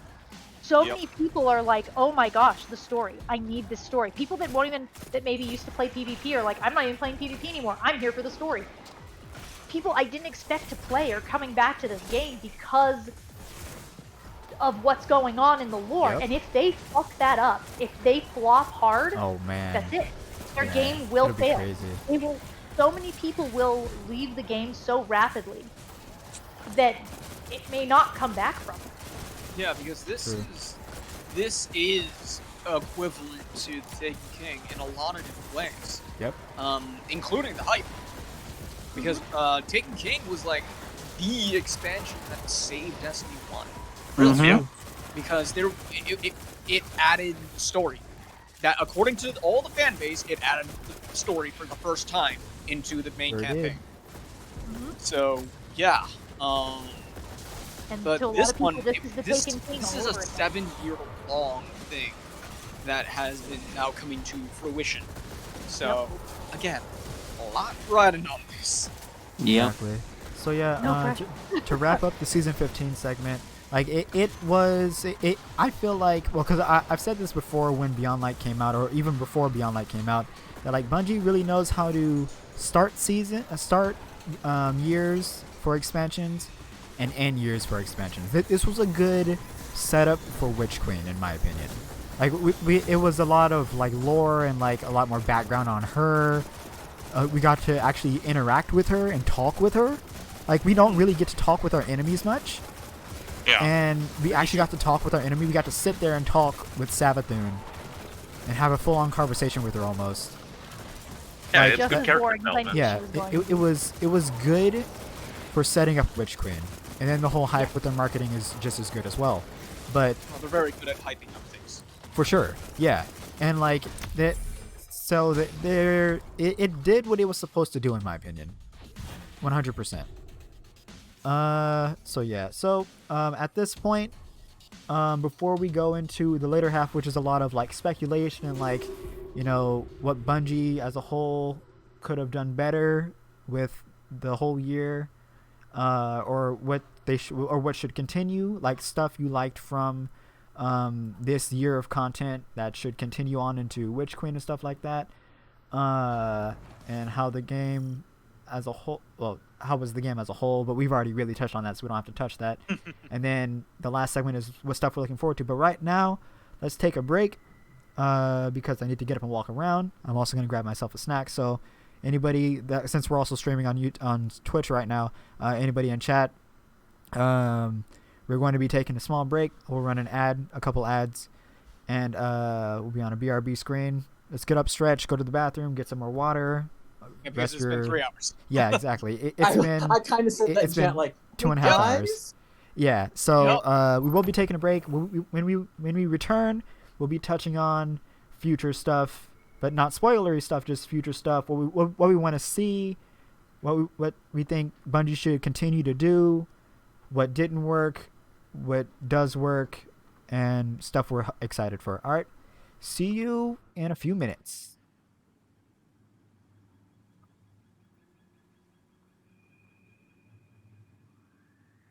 Yeah, I already ate all of my sacks that I came in with.